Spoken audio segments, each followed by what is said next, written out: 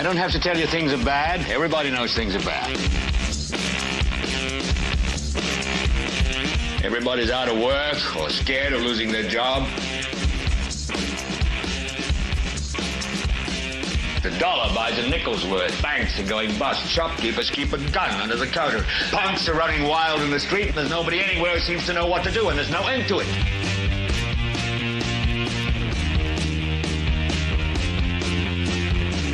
The air is unfit to breathe, and our food is unfit to eat. And we sit watching our TVs while some local newscaster tells us that today we had 15 homicides and 63 violent crimes, as if that's the way it's supposed to be. We know things are bad, worse than bad. It's like everything everywhere is going crazy, so we don't go out anymore.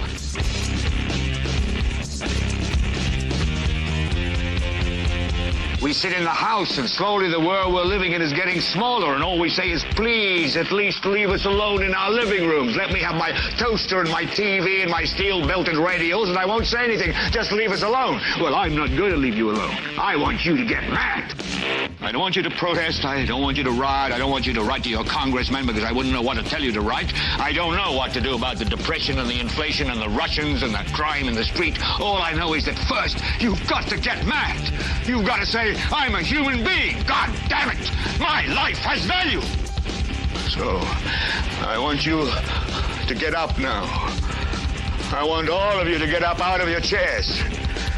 I want you to get up right now and go to the window, open it, and stick your head out and yell, I'm as mad as hell, and I'm not going to take this anymore. Well, hello there, ladies and gentlemen, and welcome.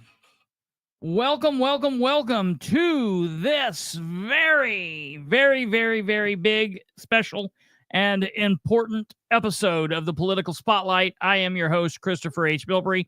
This is episode 449.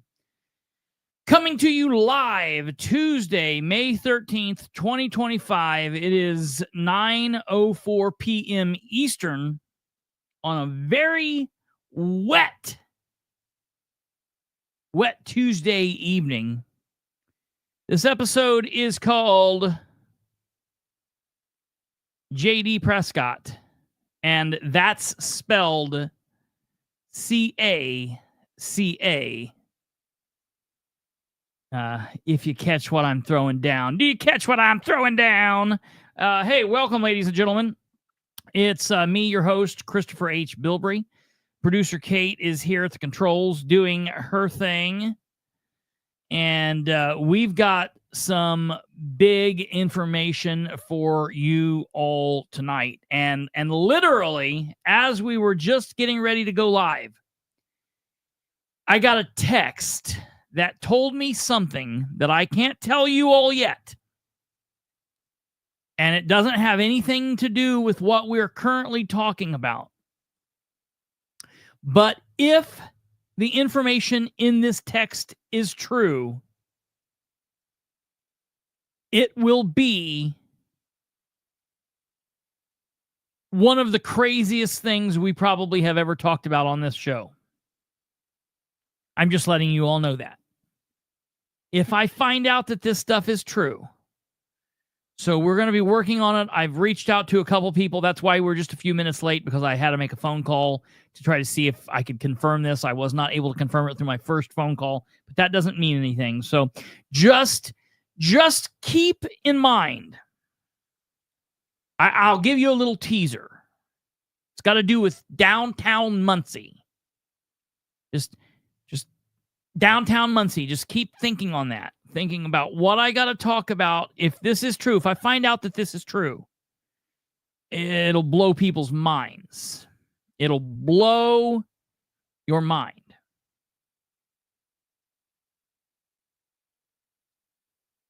All right.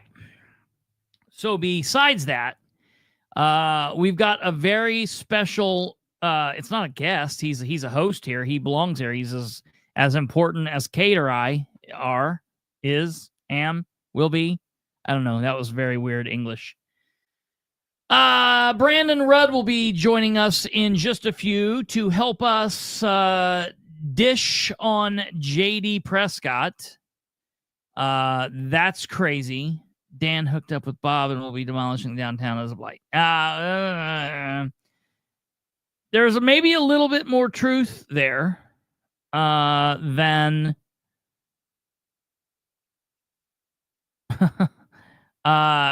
just we'll have to remember that. Yeah, right. That's bullshit. You're being like the day JR was shot on Dots. Yeah, right.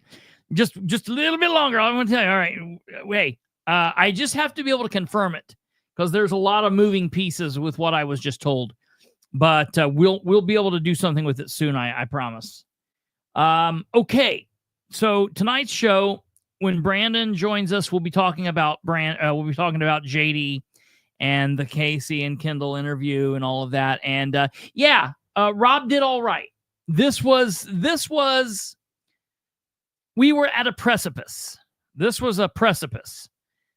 Rob could basically do one of two things. He could turn left or he could turn right. Like a lot of politicians, they are faced with this inability to ever make the right decision. Like, honestly, and real quick, David Williams, while the information that you and I were just talking about, that's big stuff. I want you to know that that's not actually what I'm talking about. What I'm talking about is the big news will even blow your mind. I want to say for the record, last night, I got the approval to say this. There's a cat I know named Dave. Good night, everyone. Now, nephew, don't make me come down there.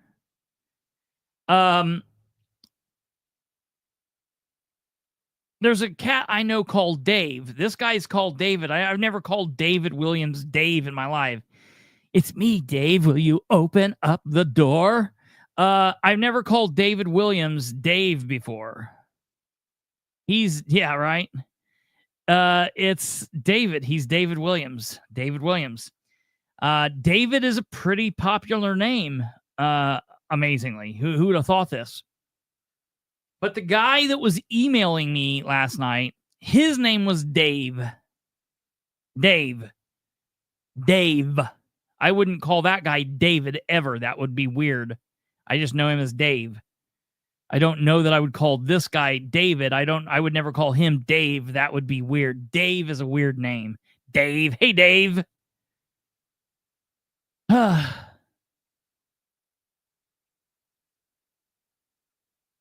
Oh my God. Jackie, that's pretty crazy.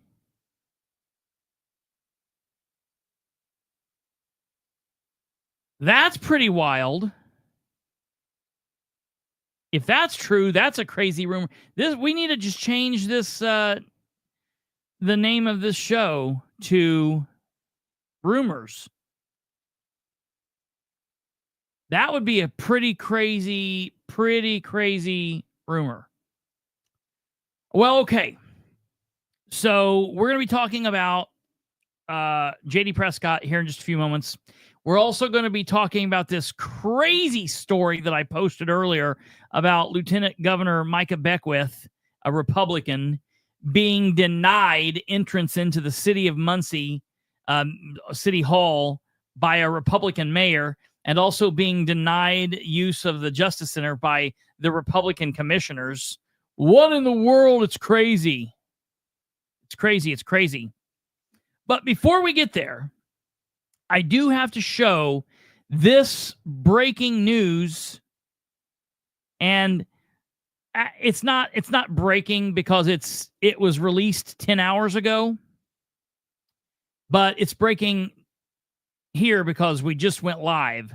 So I do need to post this because this is very, very, very important.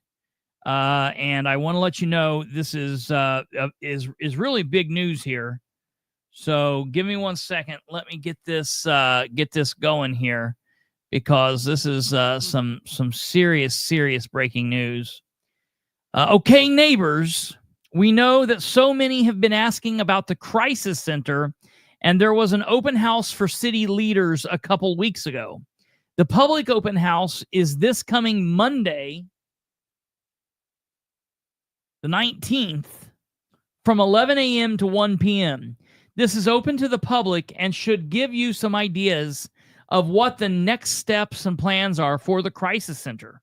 We, like you, are anxious to learn more about it. We hope you, like us, are optimistic and hope that this is a start to addressing the many needs we see every day right here in our neighborhood. And then what they've done here, and I'm going to show this to you here. They've posted this. This is a picture. Please join us for an open house, Muncie Crisis Center. The city of Muncie, with support from Meridian Health Services, is proud to present the Muncie Crisis Center, located on the southwest side of town. The Muncie Crisis Center is a community service designed to provide support and stabilization for people experiencing mental health and or addiction crises. The new facility gives community members a safe place to talk with trained professionals who will assist them to work through the challenges and connect to resources. Muncie Meridian Services, when Monday, May 19th, 11 a.m. to 1 p.m., ribbon cutting ceremony at 11:30, conducted by Elizabeth Roway, of course, light refreshments, including heroin. That's probably a bad joke. Oh, well. I'm a bad guy. Location, 809 West 8th Street, Muncie, Indiana. Now, this is cool. I'm going to be there. I want to be all over this. My biggest question is, have they in any way before this date seen any patients? I know they've been open. I know there have been cars there. And I know some Meridian Services people have been there. And I know they've been telling us, yes, it's open, and they've done a slow rollout. But I just absolutely, beyond all shadow of a doubt, and Catherine will be on with us Thursday. So for those of you that are watching, we're doing this tonight. Tomorrow we have another show. And then Thursday, Catherine will be on to discuss tonight's Madison County Council meeting. We'll do that. But before we start with that, I'm going to ask her opinion on this, because I just don't know how they would allow an open house in a setting like this if there are patients that are in there. I think that would be a HIPAA violation. I just don't think that would make any sense. I just, I don't think, I think Kate's agreeing. And so it just doesn't make sense. So we're going to be all over this.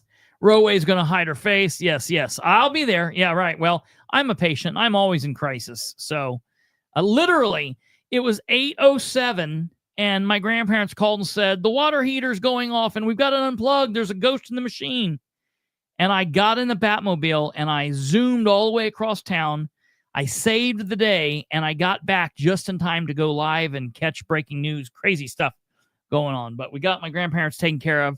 That's the main thing.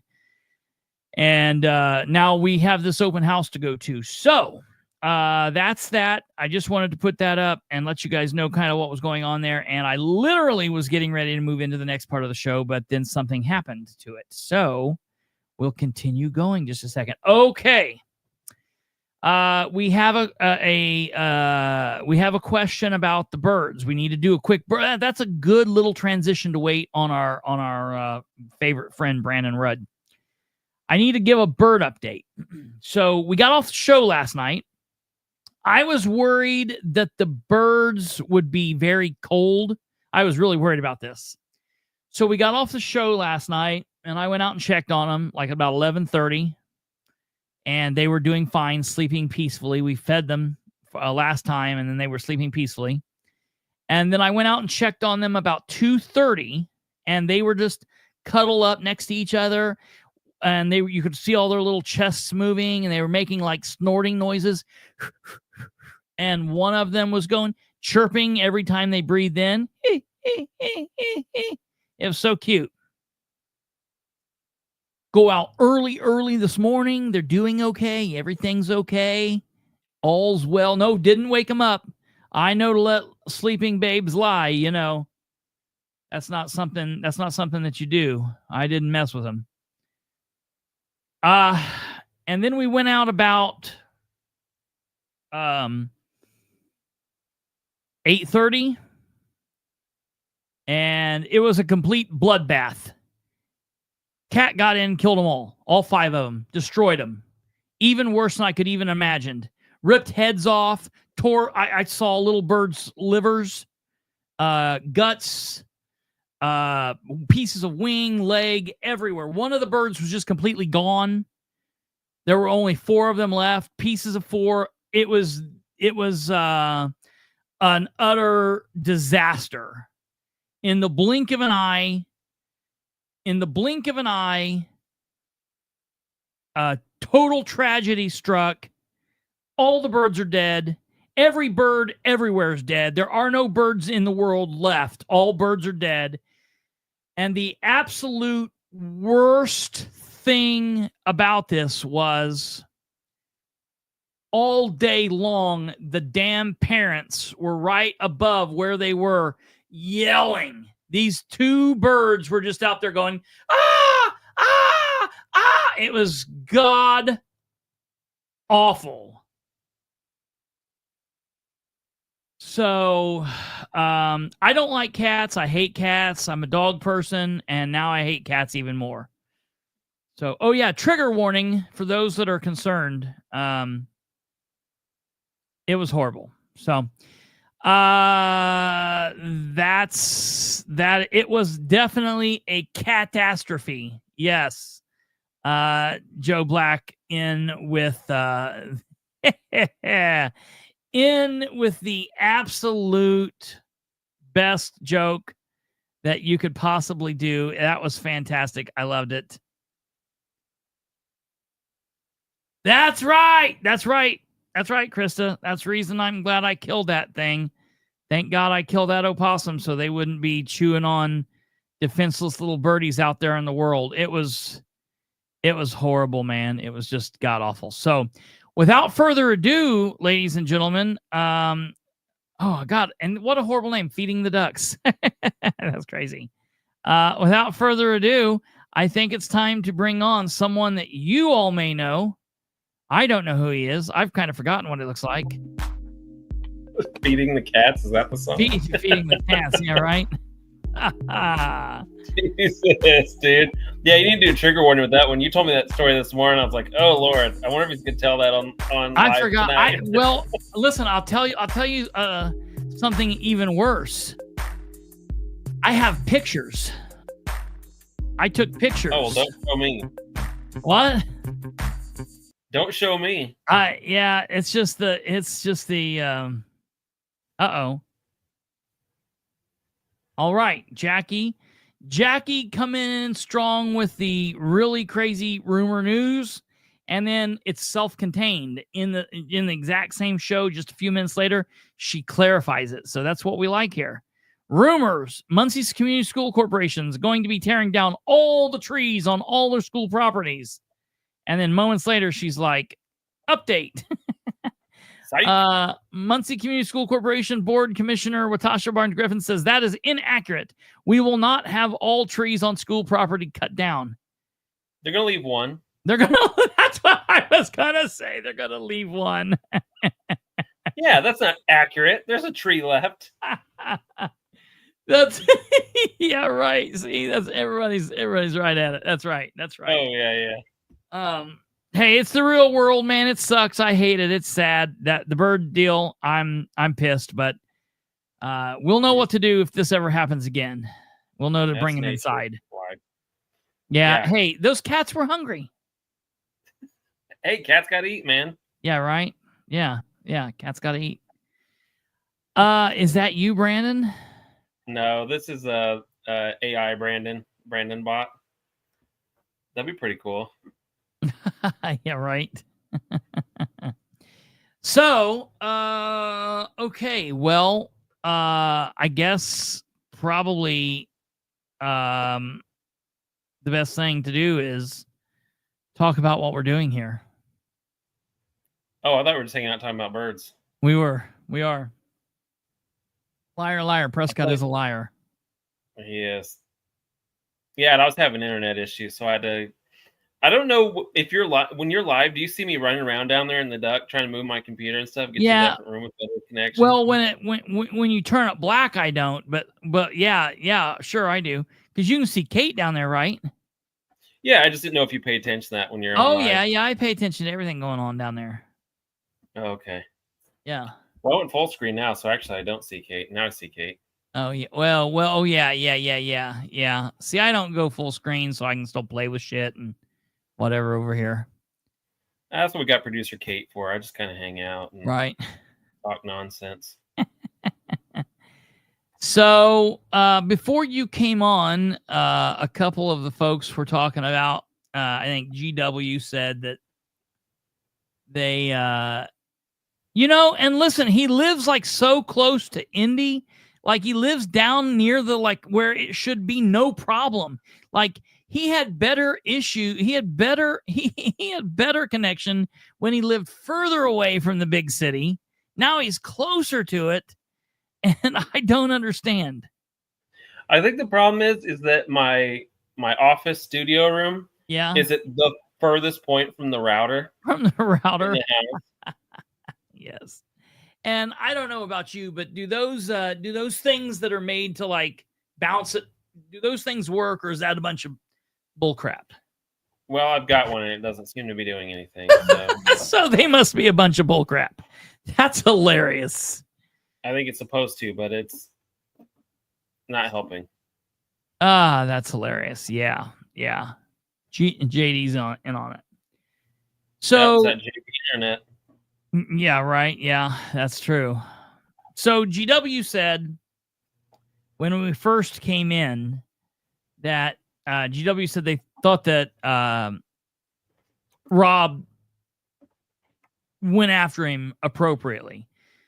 And I didn't want to say it until you got on here because you and I were talking about it earlier, but I told you earlier when we were talking that I'll say it like this. Rob did better than I thought he would do and not as good as I hoped he would do.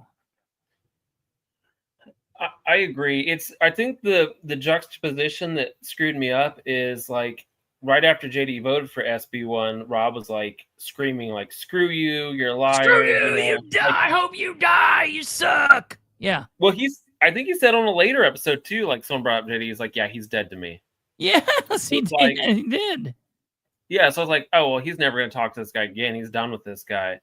And it's well, if he's going to have him on there, I think we talked about this yesterday too, and I think I commented it yesterday. It's I wonder if, because he's got to kind of be nice before he goes on the show. If he's yeah, I'm going to have him on tomorrow so I can just completely rip his ass and call him a piece of crap and yell at him and then hang up on him. Why would JD do that? I wouldn't blame JD for not going on if he was saying that. Yeah. So I was maybe he's kind of being all right, we give him the benefit of the doubt. And I feel that message he put on Facebook was kind of the mood for the whole interview. It's all right, I'm not happy with you, but at least you're here talking. It was kind of consistent. I feel I thought that initial post was kind of a little forgiving. And I don't know that he was forgiving, but I agree with you. I feel he kind of went after him. He pushed a little bit, but he didn't push as hard as you or I would have. Yeah, right. Sure. And so he kept, here's the thing that Rob kept saying, well, we got to give you credit. We got to give you credit for coming in. None of your people will come in. And, it's yeah, right. So Todd Houston and literally every other elected state representative and state senator and auditor and everybody else from dog catcher up to president, and most of the people hide. We get it. It's just what happens now. Yeah. But you don't give credit to someone who comes in lying to you, who lied to you last time, who you're so angry with. The whole premise of coming in is so that you can call him out for lying And then being like, well, we give you credit for coming in. We're going to give you credit for... And I'm like, no, I can't. If you're going in to lie to me about why you lied to me about that time that you lied to me, it's like, no, I'm not giving you credit for that. And I understand the need of like, okay, so I'm mad at all politicians. I'm never going to talk to any of them again. That doesn't really work. You got to be able to ask them questions or whatever. So like I would have JD on. Like if JD would come on here, I would have him on. I would give him time. I bet you could make it happen with Micah. Remember, Micah kept being like, "Have JD on." It's like, yeah, I've tried, dude. Let's do it. He won't come on. Right? Yeah. Maybe JD will come on if Micah tells him to or whatever.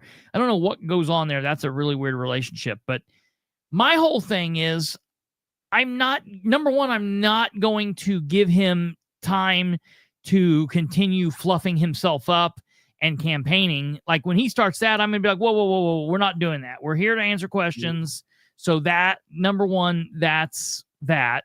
And number two, I'm not going to sit around and be like, well, you're the smartest, you're probably the smartest guy in the General Assembly. And it's like, no, you're a smart guy. You're a smart guy. Yeah, I'm not doing that. I bet you know how to read. Yeah. Well, one of the things that annoyed me with the whole credit thing is it's just like, he's like, well, I got to give you credit for coming on. And then JD said something in the interview like, well, you know me, Rob. I'll come on anytime and defend any vote. Yeah. Dude. Yeah. Okay, as of like 2 months ago when you finally started talking to Rob again, and you are blocking like half the people in this chat right now are blocked on JD's Facebook asking questions about my work. I got blocked by JD just for asking why he voted on a certain bill. And then he had the nerve to go on the radio and say, I'll come on here and defend any vote. So real quick, say it again. You be JD for a second and say that, and I'll show you what should have happened. I'm JD. I love my mommy. Oh, wait. Sorry. Hold on. I can't be too JD. I can't go full. You never go full JD. Never go full JD. Well, you know me, Rob. You know me, Rob. I'll come on anytime and defend any vote. I can't do his stupid. Yeah, it's really strange. But then I would have said, okay, well, speaking of defending votes, let's look back here to 2019 Senate Bill 280. You were the only representative in the state of Indiana to vote against property tax breaks for disabled Hoosier veterans. 30 seconds, defend it, go. I gotta go. My mommy's calling me. Hold on 1 second. Jack Johnson's here for you. Glide paths. I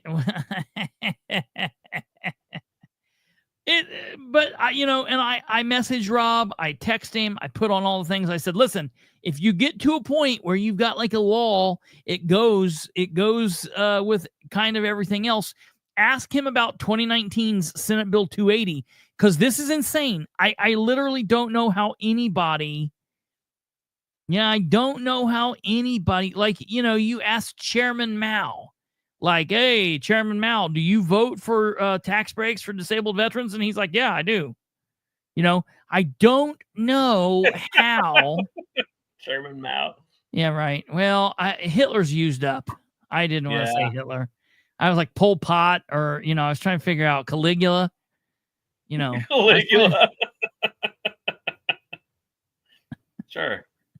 I was trying to figure out somebody else that could be a bad guy that would still probably vote for this. Yeah.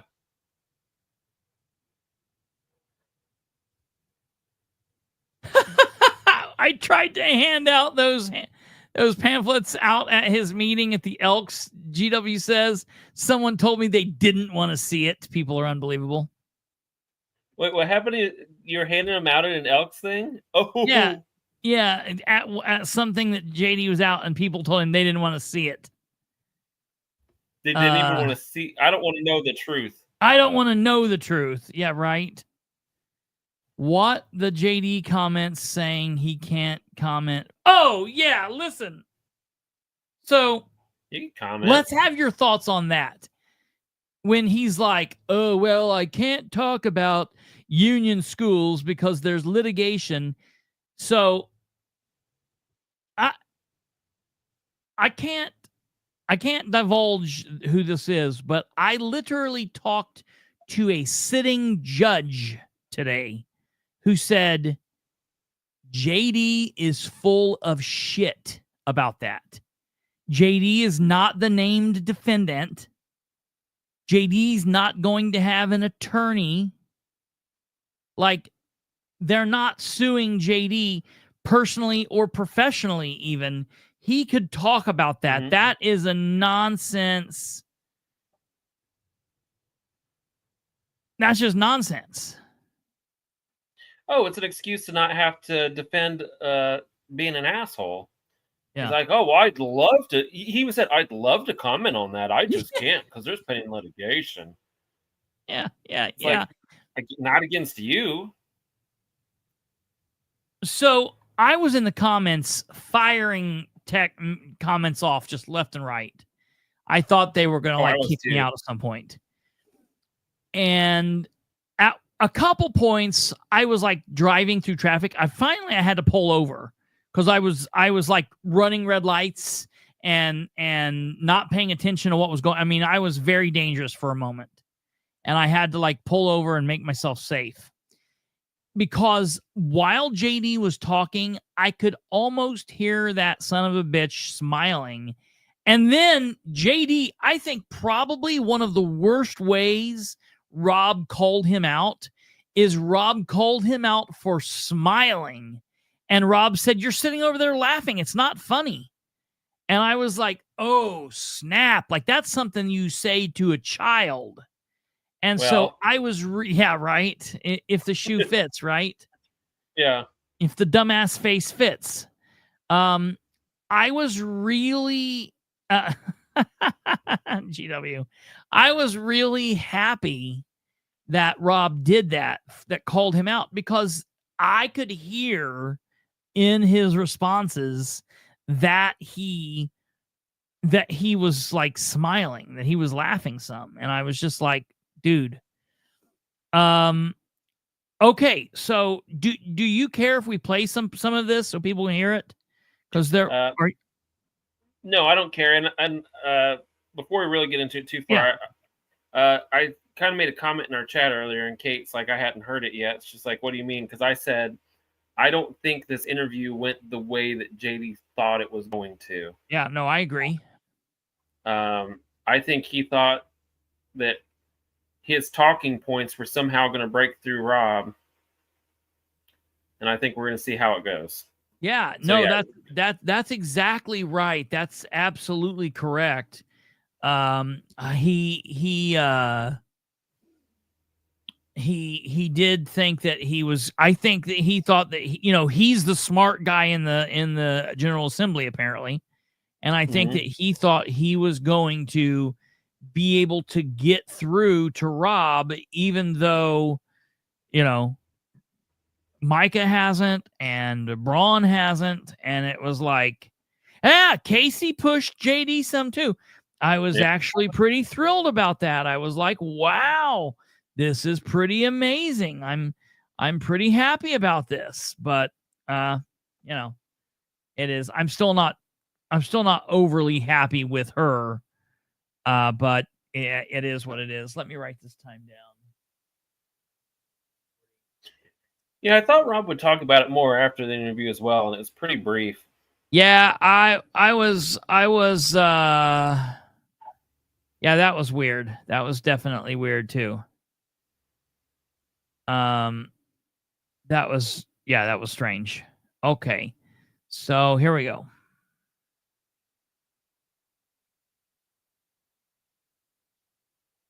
It's going to be close to 90 degrees on Thursday. Heat and humidity before we can really assess timing and location for all those hazards. He says before that'll be from noon to 6 today. 62-year-old retiring couple. This hour on WIBC is powered by Pierce Jewelers. On Indiana State Representative JD Prescott. JD, how's it going, man? Doing well. How you doing this morning? Now we got to give you a lot of credit. Right there. You just right out of the gate. He seemed happy to see him. Yeah. I would have been like, JD, dude, you've like literally been on the run for the last 7 years. What the hell's up? Yeah. That's how I would have started. And it's something that I don't think is going away. I think, as Micah alluded to earlier in the show, the assessments are showing up. And as we said, every year this is going to be front and center until it's resolved, because people Give are it going a to see it every wave. single year. Yeah. But one guy who's not too disappointed about how the legislative session went and is here, let's give him credit. He's here to defend his vote on Senate Bill 1, Indiana State Representative JD Prescott. JD, how's it going, man? Doing well. How you doing this morning? Now, we got to give you a lot of credit, because a bunch of your colleagues have turned and they've run, and you said, hey, brother, I'm here. You sign me up. I'm going to ask whatever I'll answer whatever you want to ask. Well, I told you, I don't know if I told you this on the air or if it was off air, but I told you last summer that, I will always come on and defend any vote that I cast. And that's what I'm here to do today. All right. So let's talk a little bit about where sort of our audience is at. Obviously, I'm sure they're really upset. And if you saw the Indy Politics poll, it's much more than our audience. Taxpayers feel like they got bamboozled. They feel like they invested in the governor. They feel like he turned and ran on them at the end, especially as it relates to property taxes. Do they have a gripe? Well, I would say when you look at that Indy Politics poll, first off, there's some promising things that came out of that too. The majority of people polled do support eliminating property taxes and replacing it with sales tax. So Yes, that was encouraging on that. And then, but when you look at that's the first thing he said. I was like, yeah, that doesn't help you, man. Yeah, you did none of that. Yeah, right. Yeah, people do support that. Why didn't you do any of it? And, that's weird. Job of the General Assembly this session and the governor. The governor came in with a bold plan with Senate Bill 1. That changed throughout the process. Would I have liked more? Absolutely. I mean, I want to completely eliminate property taxes. That's his number one, dude. That drives me insane. He always goes, "Well, I wanted more. I definitely wanted more, but I didn't do anything about it. I just voted for it anyway, even though we didn't get what we wanted." Every freaking time that happens, he did the same thing on the COVID bills. Yeah, he does that on every shitty vote he makes. It's, oh, well, I wanted more, but oh well. Which led Rob Kendall to creating a nickname for JD, which was the Try Guy. Yeah, because it's like he's always trying, but he never gets anything done. I mean, I wanted more. I could have pushed to get something done, but I just didn't, and I voted and went along to get along. Yeah, it's so gross. 2/3 of homeowners are going to get a lower property tax bills in 26 than what they're paying in 25. So I think that is a win. Okay, so we all know the income tax are going up, right? Well, not necessarily. It depends on where you live. Well, but come on, JD. So like in Franklin, we've already talked about Franklin and New Whiteland. They don't even know what the law says, and they're raising these wheel taxes. Most of these cities, these towns, I've already said, we're coming for this income tax. It's going to go up. And I think this is where people are getting frustrated, that they feel like the obvious is not being expressed here, that the majority of counties in the state, the income tax is going to go up. If you guys didn't want that to happen, if this was truly about a property tax bill, property tax cut, why didn't you just eliminate the ability for that to happen? I'd have been game with that, but if you look at the local option income tax, then do it. Bill 1, the cap was 3.75%. So even as Senate Bill 1 was introduced, local units of government would have had the ability to increase up to 3.75%. But what we did is we capped it at 2.9%. Yeah, come on, JD, but you're too smart for this game here. These local units of government were not using it because they were getting it from property taxes, which are capped. So if, say, for example, you're make $100,000 a year, and your property, you live in you're getting the $300 property tax reduction, which is ridiculous. That's all we got, but it is what it is. If I'm getting a 1% income tax increase that previously wasn't happening, I'm going to pay $1,000 here to get $300 over here. Previously, they weren't taking the $1,000 from me. I'm $700 in the hole. You're a smart guy. You see this. I get what you're saying, but look at communities like I represent, where they're over 2.9% now. They have to cut their income tax too. What? He's not a smart guy. Sorry, I talked over. Can we jump back just a second? Yeah. No. That's because this is important too. Yeah. Here we go. Increase that previously wasn't happening. I'm going to pay $1,000 here to get $300 over here. Previously, they weren't taking the $1,000 from me. I'm $700 in the hole. You're a smart guy. You see this. I get what you're saying, but look at communities like I represent, where they're over 2.9% now. They have to cut their income tax too. So when people's income tax go up, because I mean we've heard these specific examples here in central Indiana that it's going to happen. Do they just look and go, well, hey, JD's guys got a break, so screw you. Sorry you had to pay more. No, you hold your local officials accountable for raising them. Try voting them out if they need to.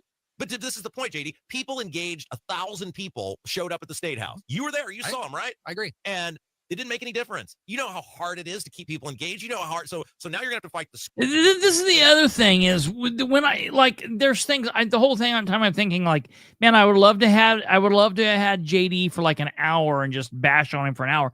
I also would have been like, oh, okay, well, you just told us to vote people out, so leave. We'll vote you out, and that's it. Like end of interview, we're shut it down. Okay, we will vote you out. We will work hard to vote you out.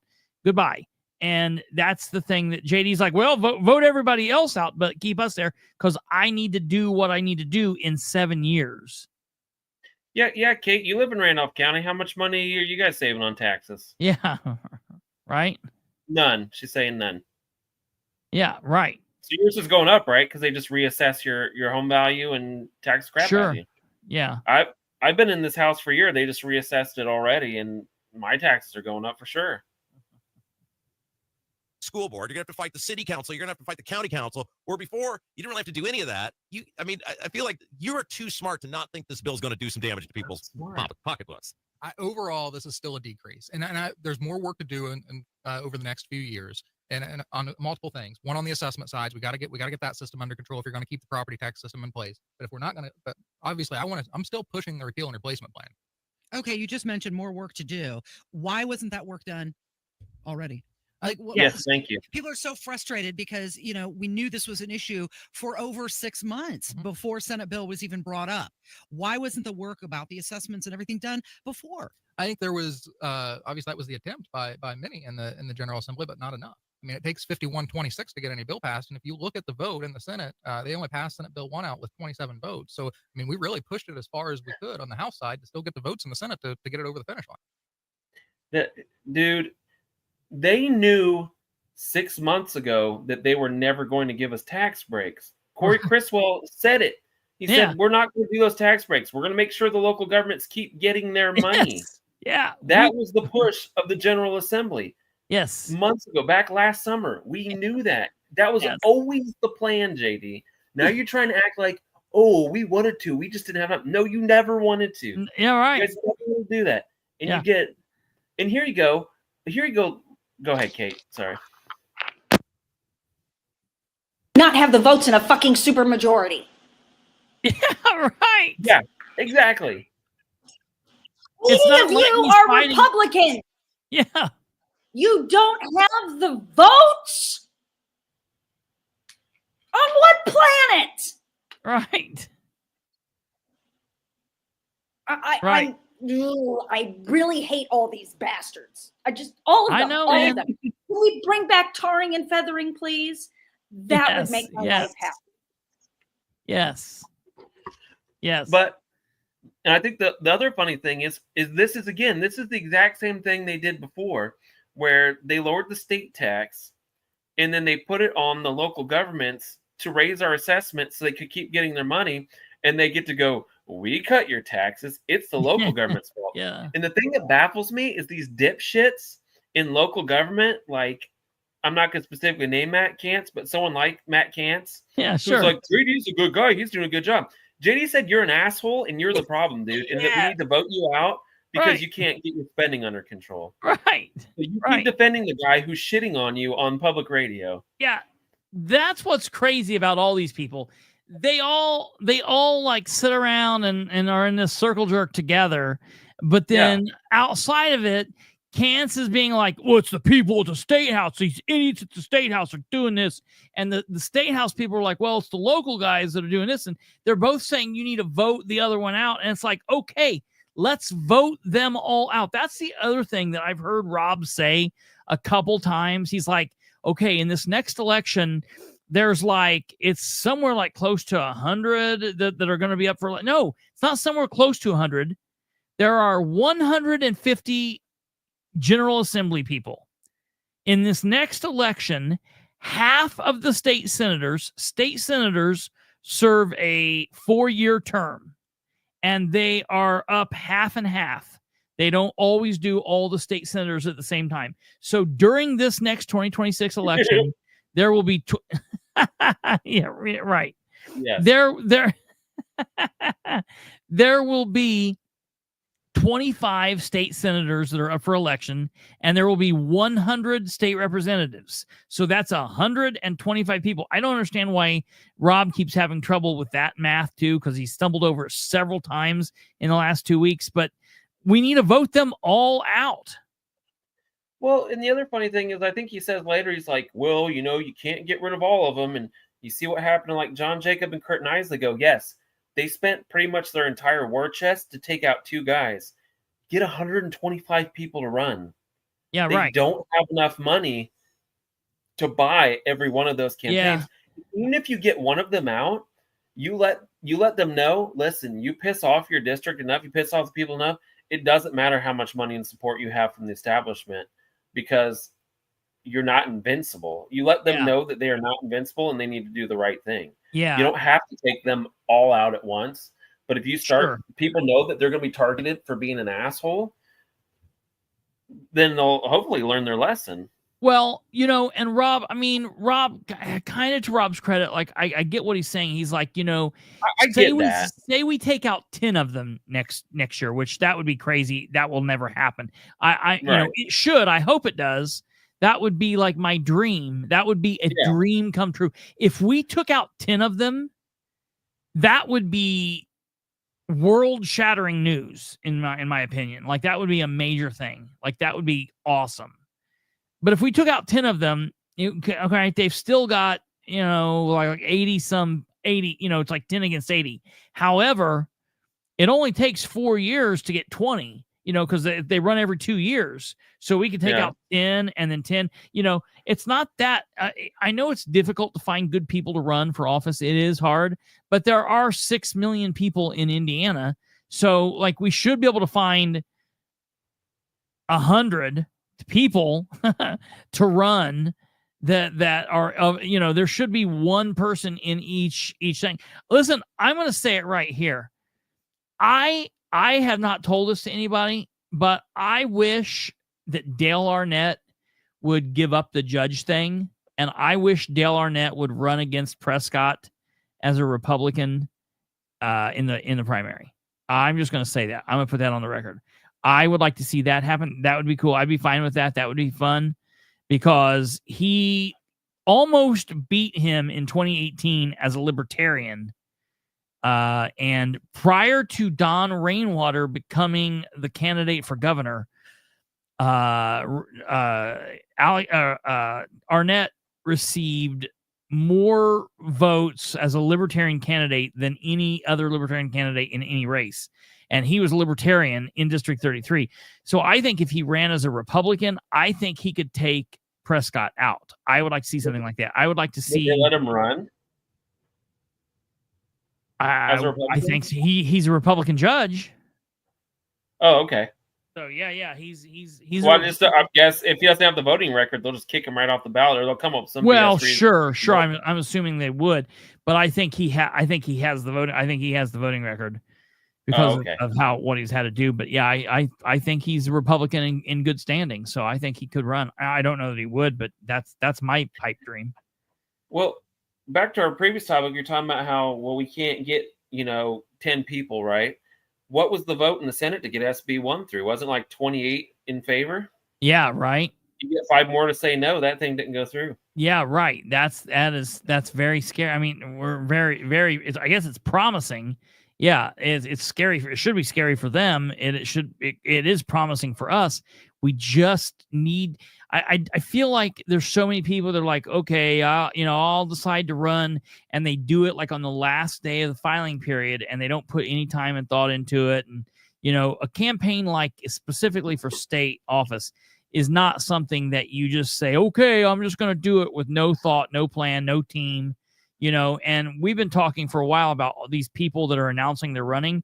I think it's a little early to be announcing that you're running for 2026, but it's definitely not early enough to be plotting out like, okay, this is, what I need to do. This is who I need to put together.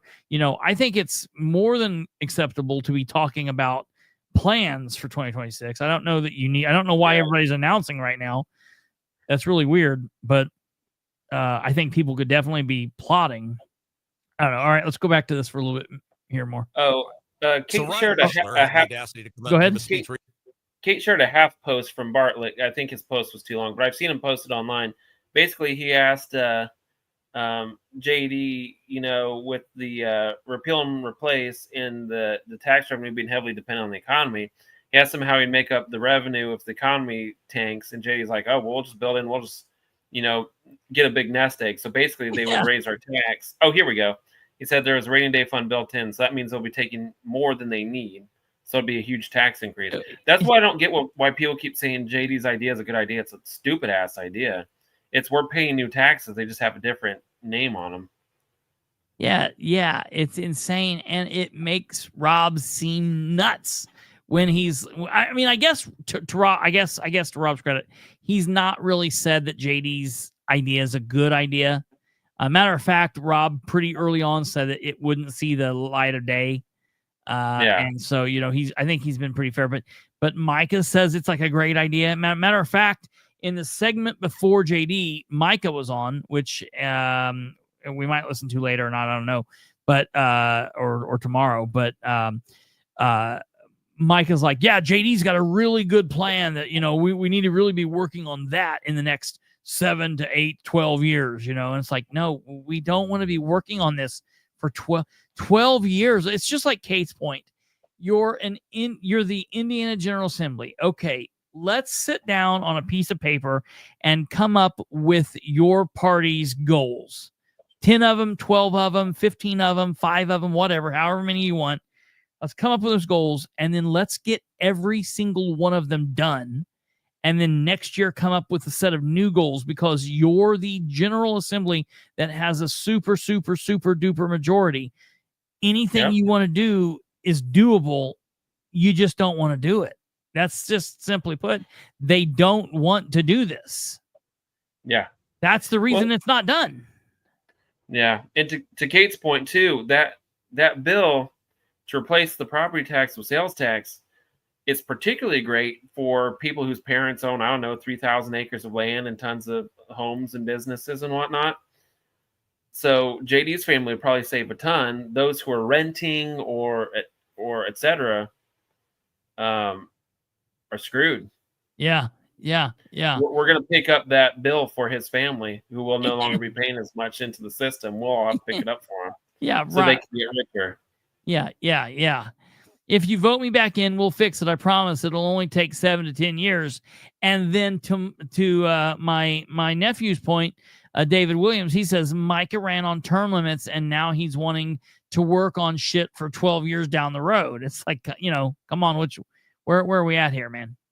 Yeah, I'd like to get out of property taxes. He voted to gut Senate Bill 1. People look at it as guys like that are now rubbing it in our face. You had an opportunity. You voted to gut Senate Bill 1. If you'd have voted, let's keep it intact, let's move it forward.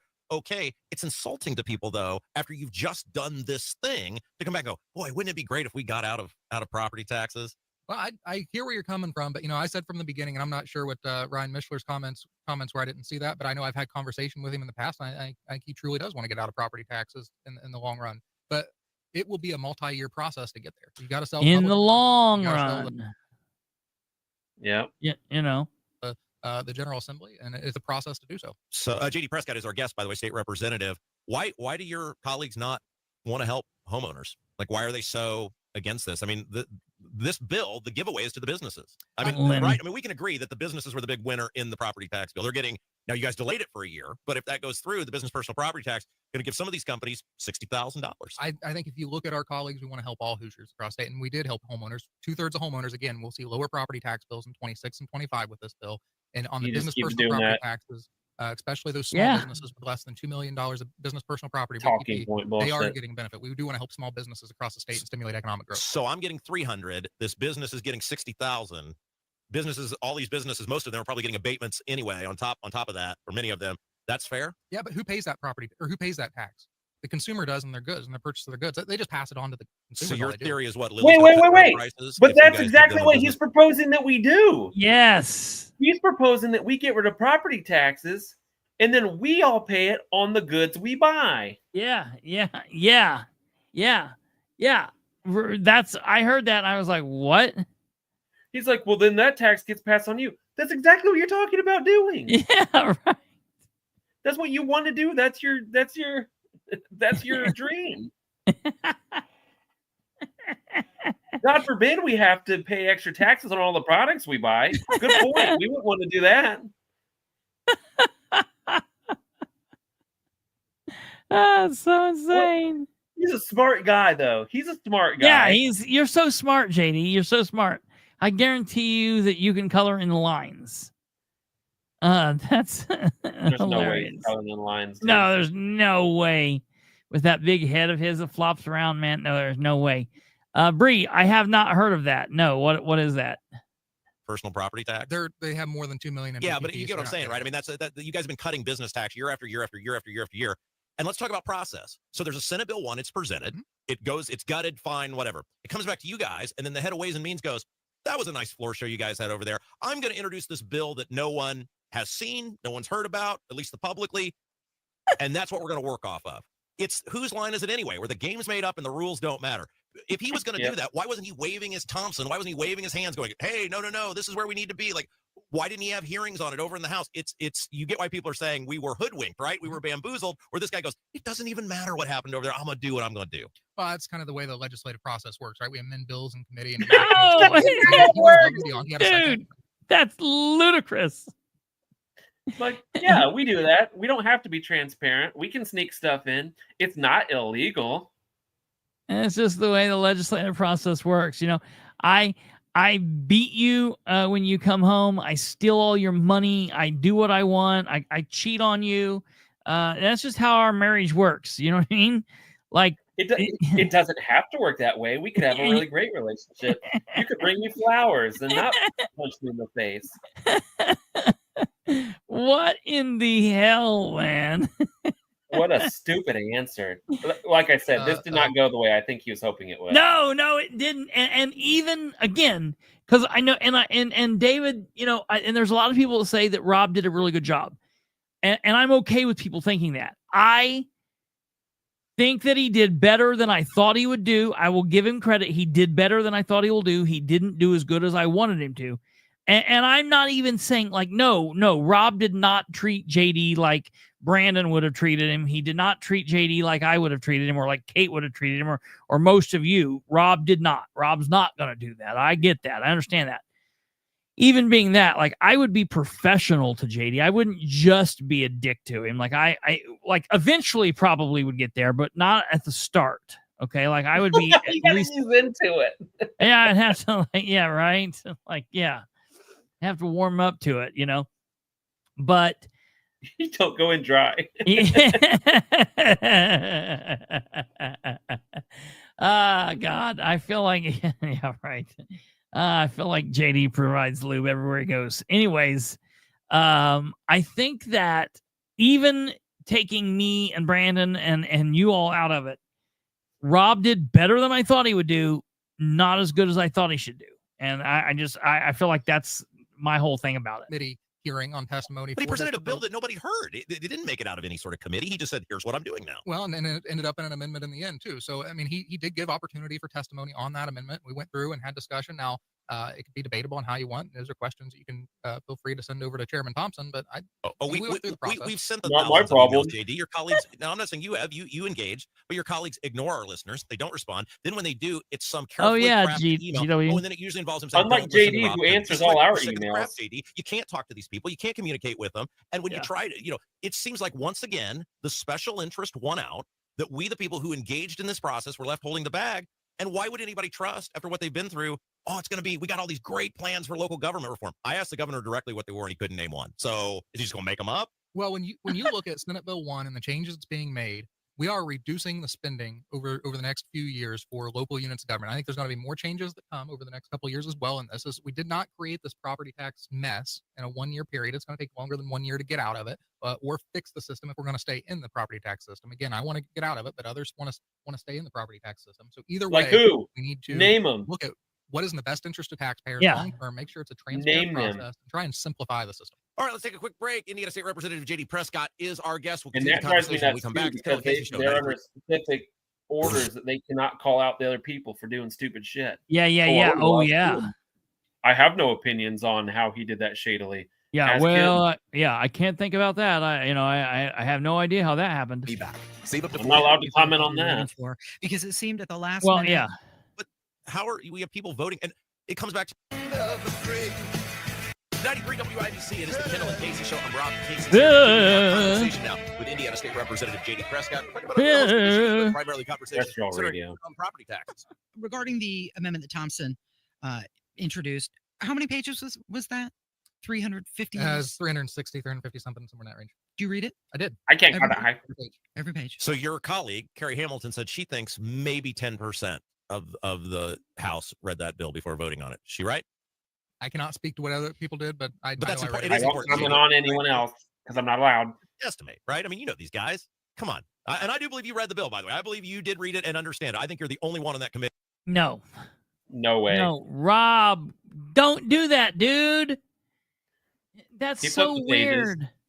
He flipped through the pages and his weird thumbs that look like toes probably skipped a couple of them, but he thumbed his way, he toe thumbed his way through it. Yeah. Yeah, Stumblefoot. That's hilarious. But yeah, man, I don't know. I just hate that Rob does that. Betty that did. But how are we have people voting? And it comes back to things getting changed on the fly. There's no way you guys processed. I'm not saying you, but I'm saying there's no way with these instant changes. And then there's a vote and the governor's clearly cutting a deal the day of because he's telling me about it an hour before it's presented and voted on. There's no way people are processing things. There's no way they're studying and understanding it. There's no way they're aware of the impact it's having. And then they admitted it by going, well, we might have screwed up in this business personal property tax thing. So at 2 a.m., we're going to. Yeah, he thumbed through to find. Oh, they put my amendment in here. We get to close that school for my mom and Ben Wells after all. You know, that he made sure that was there.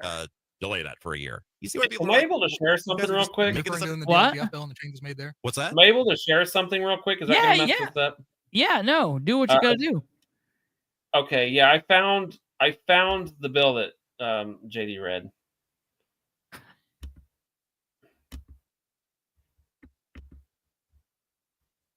Now I gotta figure out how to do this. They changed this a little bit. I can put it up there. It's down there. Okay. Want to put it up there? Yeah, sure. Do you? Oh! I gotta be smart. Oh, what is going on? Ah! I don't know what's going on. We are out of control. Man, this quick joke is really taking effort. That's the one that he was reading. And you know what's funny is, can you see where I got this from? This is from JD's caucus page. Yeah, it's called Prescott Color and Learn Template.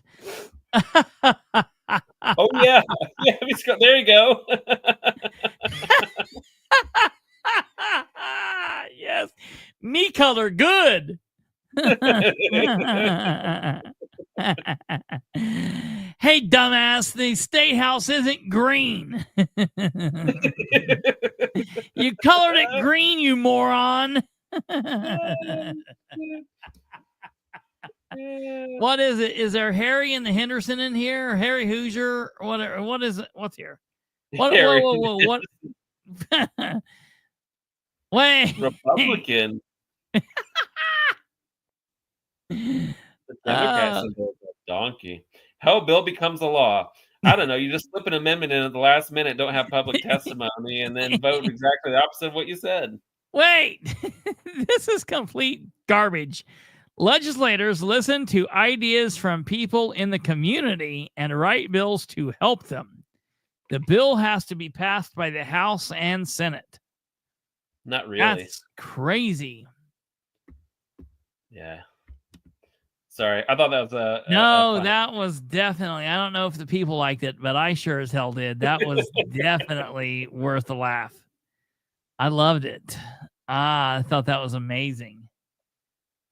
The changes made in the DLGF bill on this. I'm saying when they reopened Senate Bill 1 and the DLGF bill, right. which I voted no to. Green is his favorite color. It passed, right? It did pass. nobody's reading anything, right? I mean, there's no way your colleagues are processing this, and people are like, "This is our government." I want to ask you a question that a lot of people. And this is the problem, right? Right. And then if just one of these things, JD's like, yeah, right, you're Rob, right? You're right, Rob. Like, I would be like, oh, damn, maybe I could give him a little bit of credit for that. But he always does those things. He's like, well, I'm not allowed to say that. I'm not allowed to say that. Where it's like, if he was just like, yeah, you know what? It passed, but it probably wasn't read by more than, I mean, 10%'s a lot, I would think, of those people to read it. I don't think that many read it. Yeah, I think that's the thing where it's like, I don't want to give him credit because he won't concede on a single point. I mean, yeah. It's like, no legislative session is perfect, but you're trying to pretend everything you guys did was perfect, or you're 100% clean on it. Yeah, right. And it's like, dude, that's not, no one thinks like that. You would get credit, like humanize yourself a little bit, man. Like, no one thinks the way that you're thinking, and it makes you an idiot. Because it seemed at the last minute, like, even make the point of 360 pages. We should have had a lot more time to read that, because that is a lot to read in a short period of time. Okay. Yeah. That's a super fair point. Right. Doesn't really bust anyone's balls, or Yeah. Right. Yeah. I mean, he could. Yeah. Right. He can't even. Yeah. The fact that he can make no concessions, it's like, dude, it's so fake.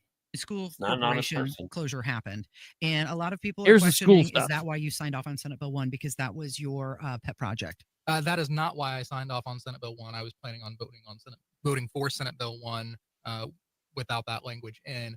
But the Union School Corporation, if you look at that school, they're down to 228 students in person, over 8,000 online. They've got the worst test scores in the state. Across the board. Yes. It's doing a disservice to the students of that community to continue to keep that school open. Over 60% of the kids that live in that district go to school outside of that school district's territory. So the parents have already spoken en masse. So that's yes, it was included in this bill, but okay, why was it included? I mean, we're already talking about, and you said it yourself, a 350 some plus page bill. Why would that get tucked into something like that? It was germane to the bill, that discussion, and it came up. Union schools came and testified in the budget too, so it wasn't like we hadn't talked about union schools and their test scores in the Ways and Means Committee. They came in and because a lot of school. I mean, that's so garbage, man. That's trash. You could argue that anything that costs the government money is germane to a budget bill. Like, oh, this is germane. No, dude. To slip that in last minute like that, it was sketchy, dude. And the school did not know what was happening. Don't try to pretend the school is completely involved in the process, because they were not. That's so gross. It's so, dude. Yeah. I hate him so bad, and it's like I feel bad because I know I shouldn't hate him, and I pray about that all the time. But man, he makes it so damn hard. And I think I lied there. I don't pray about not hating him all the time. I think about it. I think about how much I hate him, and it's because he makes it, because he's such an asshole. And up here, I was thinking, damn, that's bad. Where's that going on at, John? Bartlett's like, a pants factory's on fire, and I'm like, where? And then I got it. Yeah, I was like, what? I get tired of the arguments about, he's like, this school is trash. Like, I don't care. I think even Rob says it later. It's like, don't care. This wasn't the way to do it. Yeah. Whether it's, I'm not saying the school's trash. I'm saying he's basically saying that, and whether it is or not is irrelevant to how they did it. Yes, correct. Like, dude. Yeah, right. Like this. It's like, yeah. It's like maybe this is what happened to Jim.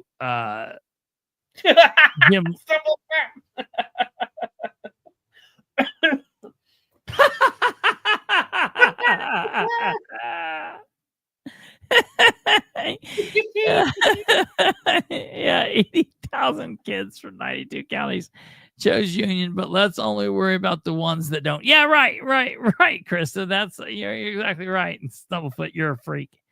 But yeah, this is like the problem with Jim Lucas, right? He's like, well, I'm a legislator, so I don't have to not drive drunk. It's like, I wish I could break a bunch of laws just because, like, I want to do something different this day. But that's not how it works. They have a system put in place for how they go through the process to close Union if they want to. Don't know if they should. I'm not saying they should. Chances are, knowing JD, they shouldn't. But if you want to do it, go through the proper steps. And then he's always like, yeah, we did the right thing here. We did the right thing. Well, I am totally confused. And my understanding is that they're not suing because, because the schools, like they're not suing to say that the schools, making certain numbers. They're suing because the process was screwed up. Yeah. That there should be some process that was followed, and what they're doing is essentially unconstitutional. It's like an unconstitutional due process issue. That's the bottom line. And I don't know how the school doesn't win it. I've talked to a couple of attorneys that have been like, man, the school has a solid case. Like, so I don't know. I need to read that. I haven't read the lawsuit. I need to pull it and look at it. But a couple of attorneys I've talked to have been like, yeah, that school's like got a solid deal.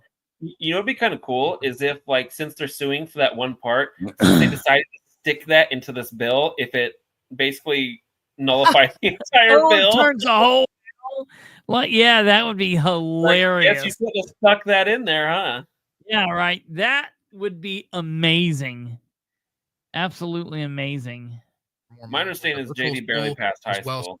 That's what I've always heard. That's what I've always heard. So I know someone that used to be I don't think it was a girlfriend.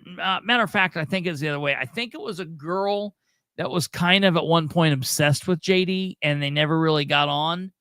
But then afterwards, she's like, yeah, he was really dumb in school. And I got to thinking, well, maybe she's just saying that because, like, she's like, a woman scorned. Meredith Baxter plays the woman that JD didn't love, this Sunday on Lifetime. But I talked to a bunch of other kids, like my ex-brother-in-law was in school and was like either in his grade or a grade above him. And he was like, yeah, he was basically an idiot. I mean, he was not good in school. Well, I've heard tales that his mom talked to a teacher, and basically he's like, hey, he's a Prescott. It doesn't matter. Yeah. Just pass him. We don't care. Yeah.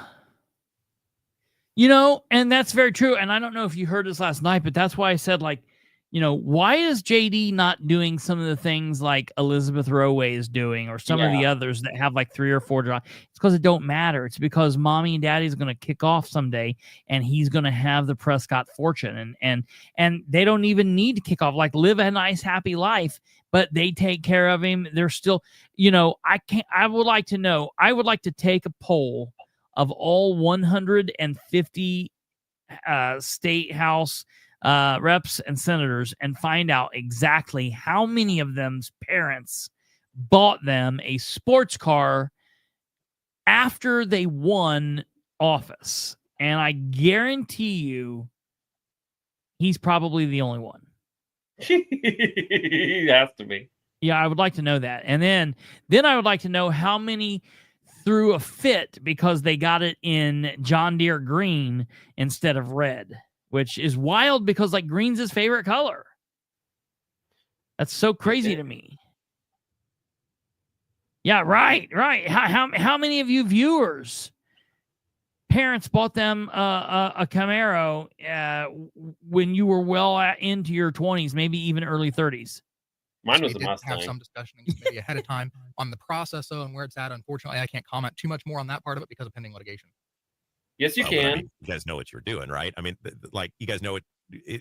See, this is again, say, what did you think was going to happen when you did it? They're going to get mad and file a lawsuit. And again, whether it's the IU trustees thing happening at midnight, whether it's this thing, let the bill stand on its own. You may very well be right that school corporation needed to go. But when you're throwing all of these things into a property tax bill, people say seems to muddy the waters. I see where you're coming from, but the legal process was filed, and again, just due to the pending litigation, that's really all I can say. Yeah. I wish I could say more. I really do. So, if you were to deliver a message, so is it fair to say that you're pretty proud of Senate Bill 1? Like, you think it's a good thing? I am.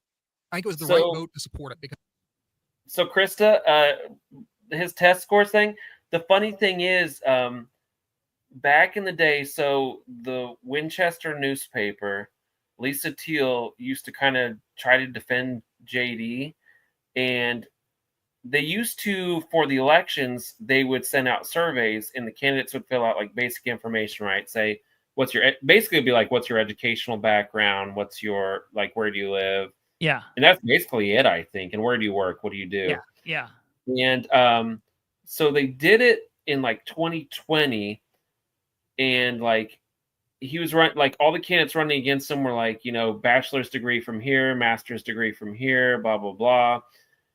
I think it made JD not look good. And so the next year, Lisa Teal, to defend JD, just didn't send out the surveys to anybody. They just didn't do them. There were no interesting races because he was running against a primary candidate with like 2 master's degrees and a bachelor's, who was like an expert in education and education funding. And so it was like, let's just not talk about this election. I'll let it go. So your point to your test scores against JD, the newspaper made sure that didn't happen because it didn't look good. And I'm not trying to say that people these degrees are better than anybody else, but on paper, on a resume, basically, it doesn't look that great. No, yeah, right. I'm a doctor and I put my pants on one leg at a time, but yeah, you're right. And I'm telling you what the newspaper did for those couple of elections. I mean, what they did all the way, like the newspaper used to do these debates, but then anytime, like then the year I decided to run against Missy, they're like, we're not going to do debates anymore. And I'm like, what? And then like the very next year they went back to doing like debates. And then another race happened, something. They're like, we're not going to do anything. And then they did them by submitting in the writing, and they still screwed that up. And then the thing happened with JD and his opponent. Yeah, it was just a cluster. And it was because they were going out of their way to make him look good and to help him get the edge. And that's the same thing that the stupid party chair in Jay County would do. In the primary, they're not supposed to be picking favorites or whatever. And she literally, she found out that JD couldn't attend candidates meet and greet, and she wouldn't let his opponent then talk or something. Isn't that right? Wait, what was this? Okay, so in Jay County, the party chair up there was a candidate meet and greet that JD he couldn't make it, so she said that nobody could come. Yeah, right. Like they were going to have a meet and greet, and his opponent was going to go, and JD couldn't go, so they were like, okay, well then we're not going to let anybody. We're like, nobody's going to go, and it's just like, dude, if JD didn't have all of these outside people, he would not win. It's like these few people, it's nuts. Well, they restricted it to no statewide candidates would be presenting at the table. Yeah. And so we just showed up anyway. We're like, we're here as guests. We're not presenting.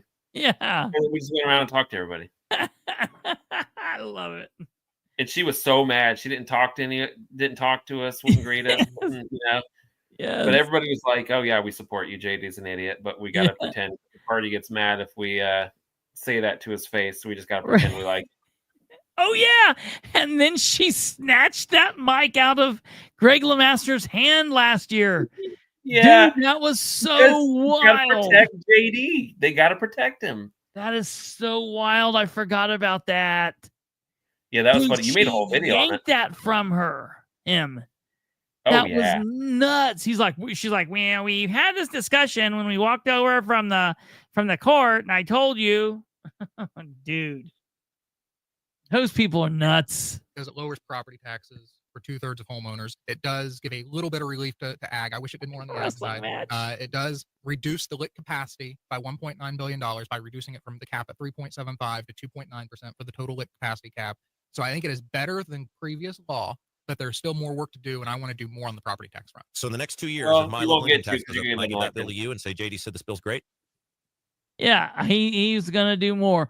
Oh, and this is where he says he's laughing right here. But so Rob's like, so in the next 2 years, when I get this and I get this bill, I can give it to you because you said this bill was great, right? So listen to what happens here.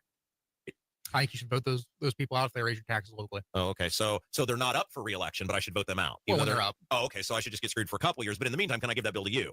I mean, like you're laughing about it. This is why people are pissed off, JD. People are pissed off because they know. Look, Franklin didn't even wait to get clarification on the bill, right? That's the wheel tax and a whole separate thing.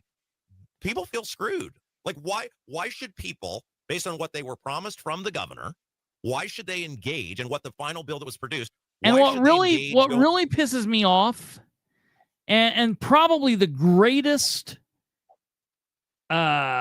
miscarriage of justice here is the fact that this was a recorded segment, so they didn't video it. Because I would have loved to seen the video. Oh yeah, see his face when Rob called him out. Yeah. No, it's just like half of a step up faster than real. Going forward. People say we took off work, we spent time to park, we paid, we did all this stuff, and the governor lied to us. So what, So if we wouldn't have touched lit, if we would have just taken that provision out of the bill, you would have been capped at 3.75, and they still would have been coming and asking to increase their lit. So would you have rather us not done anything and not capped it at 2.9, and you'd rather it go up to 3.75? My taxes are going to go up because of that bill. I would have rather you done nothing. And you know this because we called on the governor to veto the bill and force you guys to do actual meaningful property tax reform. You're one of the smarter guys on that committee. I believe you have some genuinely stupid people that you serve with who had no idea what they voted on. I think Rob screwed up there. Rob should have said, I believe you have some absolutely stupid ideas and you're an idiot. That's what he should have said. Pissed off at you. You get full credit for coming in, though, because you got the stones to look me right in the eye and answer the questions, unlike your colleagues. But these local governments they said it right to your face. The one guy lied and threatened to turn the lights off in his school district. That's the sort of scumbags we're dealing with. You think they're just going to take a revenue decrease laying down? No, they're going to find every resource possible. And you and Braun looking at me going, hey, Rob, you should fight the Brownsburg Town Council, and you should fight the Hendricks County Council, and you should fight the Brownsburg Did he literally go, So my whole life now, because your people got a little bit of help. 0.75, and they still would have been coming and asking to increase their lit. So would you have rather us up to 3.75? Guys, to do actual meaningful property tax reform. You're one of the smarter guys on that committee. I believe you have some genuinely stupid people that you serve with who had no idea what they voted on. I think which is why I'm pissed off at you. You get full credit for coming in, though, because you got the stones to look me right in the eye and answer the questions, unlike your colleagues. But these local governments they said it right to your face. The one guy lied and threatened to turn the lights off in his school district. That's the sort of scumbags we're dealing with. You think they're just going to take a revenue decrease laying down? No, they're going to find every resource possible.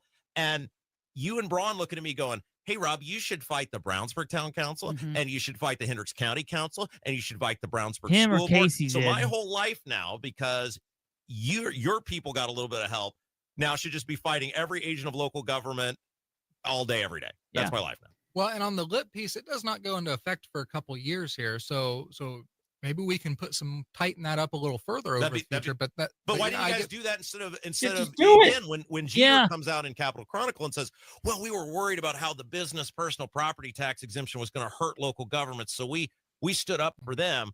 Why didn't somebody stand up for us? It just always seems like everybody's getting stood up for, but the taxpayer. Well, I'd still come back to we're lowering the tax rate to the max rate at 2.9%. So that's lower than the 3.75. So it's still lowering their capacity. How much lower, JD? Can you do the math? So going forward, people should be really excited. There's going to be a lot of local government reforms going forward. When do we get to hear those? Because Braun, I looked right at him and asked him, and he couldn't tell me a single thing he plans to do. So when do we find that out? Are you going to propose a bill first out of the gate next session? I'm going to come back with the repeal and replacement bill. I did ask for a summer study committee on repealing and replacing the property tax system as well. So I'm hopeful to get Houston's never going to let that get a hearing. He didn't this year, did he? As long as the rules are structured Dan Stock came on and talked about this. As long as the rules are structured that you have one guy who rules by fiat, you're never going to get that bill heard. I think if you get a majority of the committee and the chairman willing to hear it, it'll be allowed to be heard. And they will. All right. Well, again, full credit to Now, you. if Houston You're tells the them not one to. guy who doesn't run Yeah. from us. You stood Why up, did you not do that? pissed off at you, but you're here and you get huge credit for that. You know, Rob, we're not always going to agree, but I'll at least come on and be honest and explain my vote. I'm not even playing that. I'm not playing that. I'm not letting anyone that didn't hear it. Because I would have stopped him there. Because what he goes on to say is like, well, we don't agree with this, but we agree on a lot of other stuff I did. I did a lot of amazing other stuff. We did this, and I did this, and I did this, and I did this. And, we agree.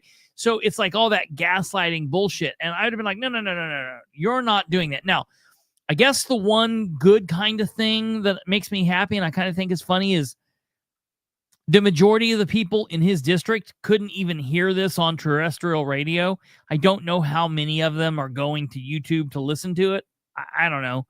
Hopefully not many.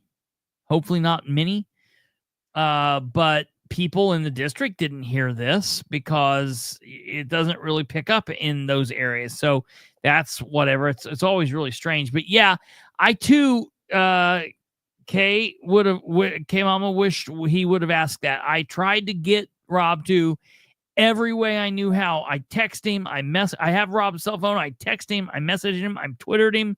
I Facebook posted it. I messaged him on Facebook. I think I even did something on Instagram. I posted it everywhere I knew. And I was like, please ask him this. It's right here in this nice pamphlet that if you haven't got your hands on, I'm sure we can get your hands on these. You guys need to share these. You need at least a couple to pass out because this has got all the great information on it. They probably need to be updated too. Yeah, I'm sure it could. So whoever these people are probably could do that. But right here in the very first thing, only representative in the state of Indiana to vote against tax breaks for disabled veterans in 2019's Senate Bill 280.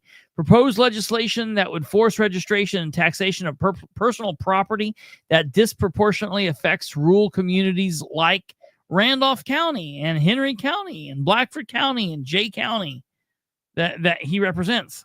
Voted for unconstitutional red flag laws which allow for confiscation of firearms without trial in 2019. Refused to vote for an amendment that would prohibit COVID vaccine mandates. What an asshole.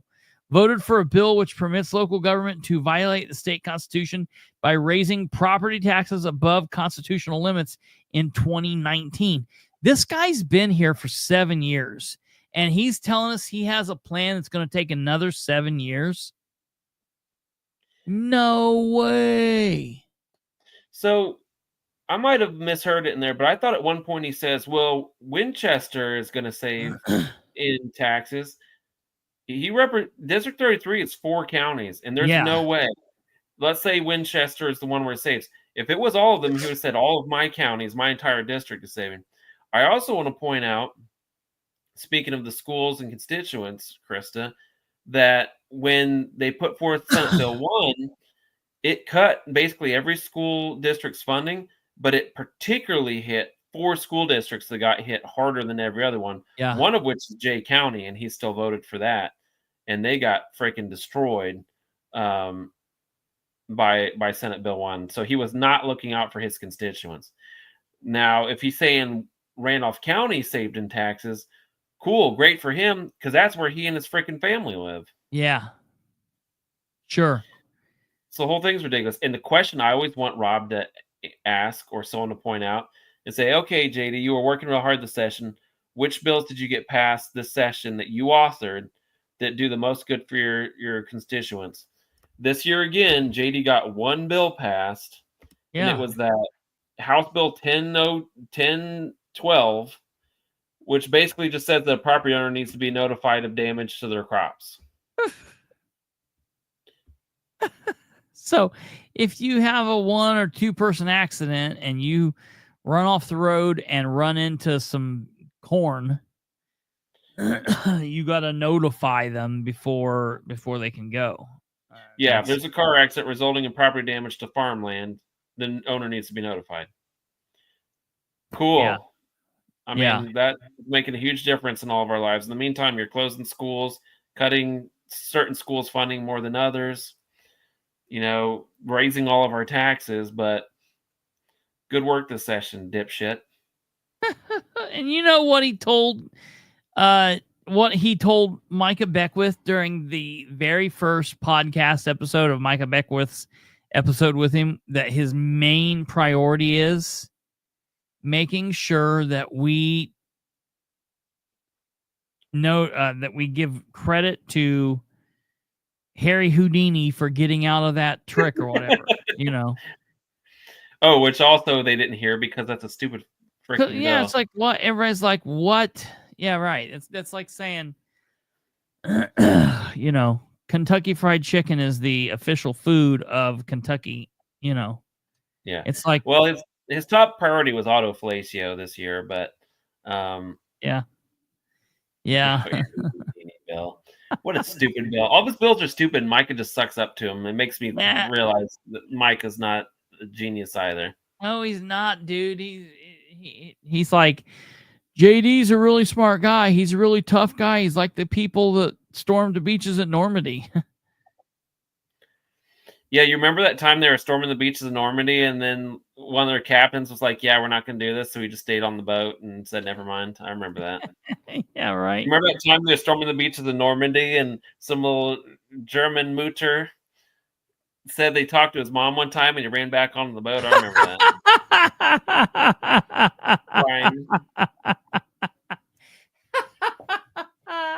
Yes. That's hilarious. I remember dude, that. I'm telling you, it's so crazy.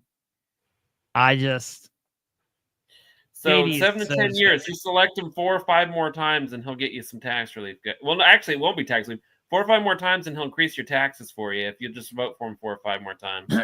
Yeah, right. Absolutely. He is a joke, man. Absolute joke. And the thing is, the rest of them are just a little higher or a little lower than him. They're all basically the same. Yeah. And that's crazy too. Oh, yeah. And it's no wonder that the Chamber of Commerce is doing all these special meetings with them, because they always get everything they want every election season, while the rest of us get screwed. Or every legislative season. Well, yeah. Nice knows Daddy's corn's more important than his constituents. That's true. Well, that's the way, you know, that helps them get some of that money, some of that green money they like, along with the cardinal ethanol nonsense that his dad did and all that other shit. Yeah. Ridiculous. Absolutely crazy. Well, I don't know. I don't know what you had to do. Are you needing to go? Do you want to stick around? What do you want to do? Oh, I'll probably take off. I need to get to bed. Well, I'm an old man. Yeah, right. Well, and the only reason I asked is because I was going to launch into some Micah shit, but I just wanted to make sure what you needed to do. Oh, have fun with that. Oh, first. Boy. Yeah, right. Yeah, right. Well, you have any last thoughts about JD Prescott? Yeah, like I said, I don't think that went how he thought. I mean, for some reason, he thought he could go on and just keep speaking like, you know, those stupid talking points on, but 2.9 is less than 3.75. Never mind the fact they're just going to reassess your property and increase loan taxes. It's like, you're an idiot, dude. That's not working. And I love, Rob should have been like, here's what he should have asked and said, can I show you my bill? Will you pay my bill? He should have been like, okay, if I show you my bill, my property taxes increase. Are you going to step down? Yeah, right. That's if the thing. I show you, are you willing to stake your political career on this? If my property taxes go up, are you going to not run for re-election and admit you were wrong? Yes. That's the question. Yes. Is that a gay hair on my shirt sleeve? I think it's gray hair. No, he don't have no gray hair. Oh, I got all kinds of gray hair, but I don't think it's on my shirt sleeve. If I do, it's probably my dog's hair. Oh, yeah, that's probably true. She sheds like crazy. What gay hair do you have? It does say gay hair. Yeah. Yeah. No, it's not. It's probably dog hair. Hey, when is that concert we're going to? Next weekend, not this weekend. I think next weekend. Weekend of the 30th? It'll be the 24th, I think. Dude, really? Oh, really? Yeah, I told you that. Saturday the 24th. All right, kick ass. All right. Yeah, Brandon and I are going to go to a concert. Who are we going to go see? Santa. It's what? Santa. It's Yeah, Perfect right. Circle, Primus, and Christopher all at the same time. Christopher Primus, dude. I cannot wait to go see some Primus. Yeah, it's going to be wild. All at the same time. All at the same time. This is going to be badass, man. I have not. It's been a minute since I went to the creek and listened to some music. I cannot wait to go to Deer Creek, whatever the hell it's called now, but I cannot wait. Is it Ruoff now? Ruoff. Or has it changed since then? Ruoff. Yeah, it's Ruoff. Ruoff. Yeah, but I guess apparently they all take the stage simultaneously and just they keep switching out members. I saw like some live footage and there's like a couple guys chill on the couch, waiting until they come back up and start playing. Yeah, Now, if they bring Dana Carey out, I'm crossing my fingers that Dana Carey's going to be there. Yeah, I'd lose it. That'd be so cool. When Primus's drummer went down a little bit, I was like, dude, now's the time for Dana Carey to set in for Primus for these shows. How funny it would be if this is what we were talking about, and then someone catches a picture of us at a Taylor Swift concert together. Wouldn't that be amazing? Friendship bracelets and everything. Yeah, I would love it. We should have went to seen. Hey, listen, I think Taylor Swift is badass. I think she is a genius.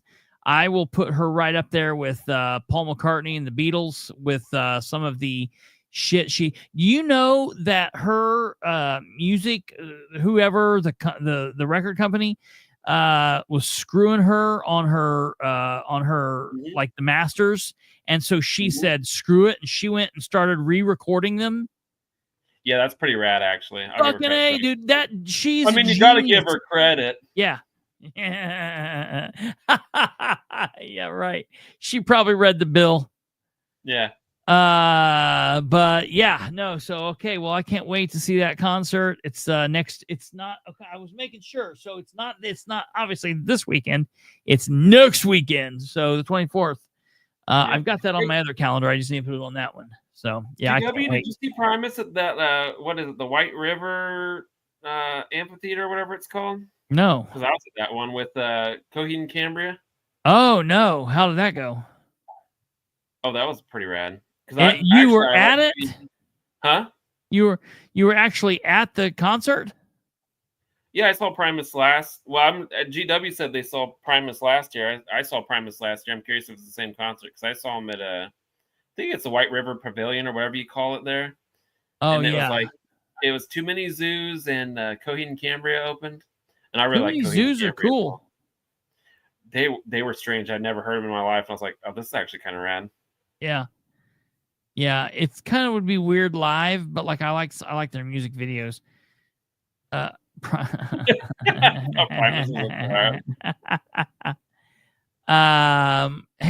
GW, where do you see Primus at?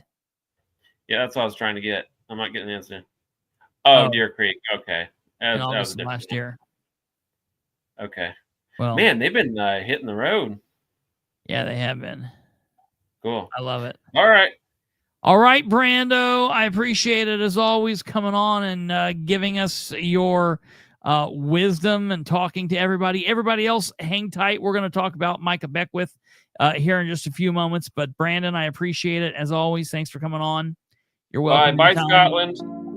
Yeah. Yes. Goodbye to Scotland.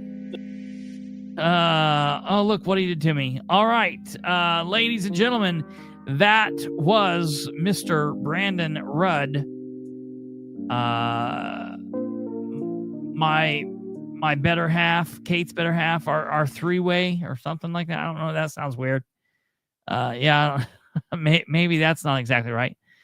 Okay. Well, before we leave, I feel like I need to probably talk just a quick little minute about Micah Beckwith Micah Beckwith is in search for a home, and nobody apparently wants him. Beckwith is just trying to find a home. Will you take him? So, for those of you that were watching last night, you are aware that towards the end of the show, I was telling you about a kind of a strange situation. And while I was talking to you, an unnamed, well, I now have the okay to name this person Dave. Again, I have to preface this and say it's not David Williams. Someone told me today they thought it was David Williams. It is not David Williams. David Williams would be David or David Williams. Dave is another man called Dave that I cannot say his last name. But Dave sent me the some emails that contained the information that I was talking about and gave me a little bit more information. And this is real crazy stuff for people that don't know. It's absolutely nuts. So, I was shocked. I was shocked. So, I guess this all started a couple weeks ago when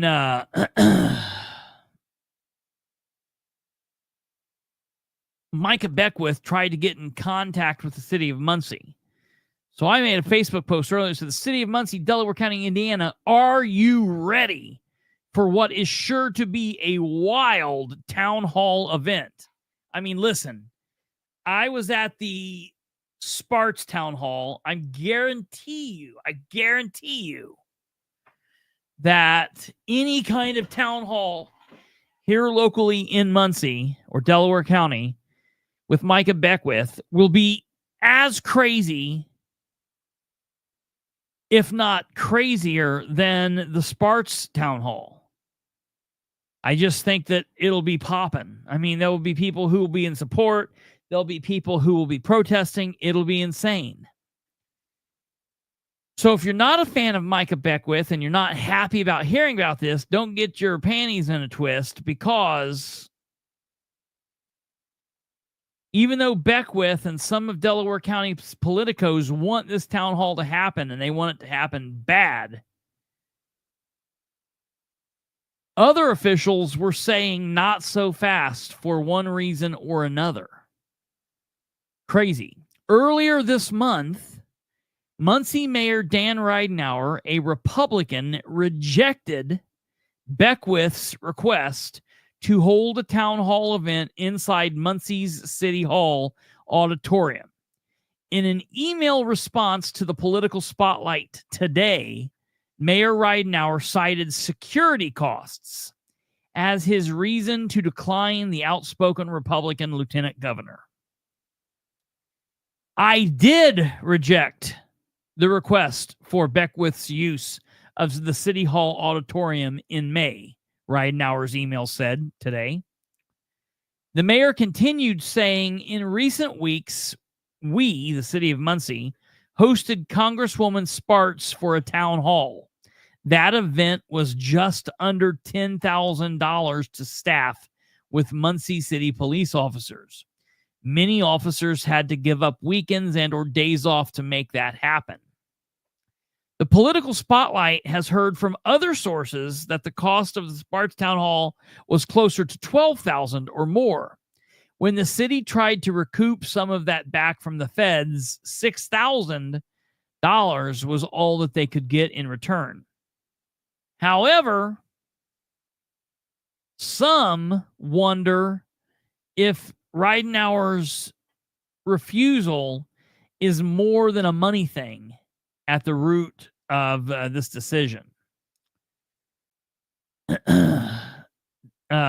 As sources have said, the Muncie mayor has some hurt feelings over the fact that Lieutenant Governor Beckwith lumped Ridenour into a group that Beckwith referred to as fearmongers during an interview with Steve Lindell on 104.1 WLBC back on February 12th, 2025. The interview surrounded the hotly contested Senate Bill 1, of course. dealing with property taxes. Others have wondered if Muncie mayor simply does not care for the lieutenant governor's style of politics. Either way, it's a no-go for Beckwith from Muncie and going to the Muncie City Hall. Now, just here before we move on, I want to play this little clip for you so you can hear this, so you'll know what's happening here. I want you to listen to this real quick.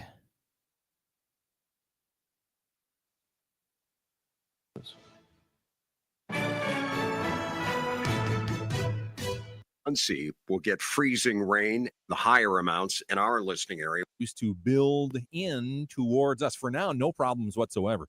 The Fishers in Seattle, Washington, Portland, Oregon, Beckwith, they're all listening in to listen to your words. Any pressure at all, sir?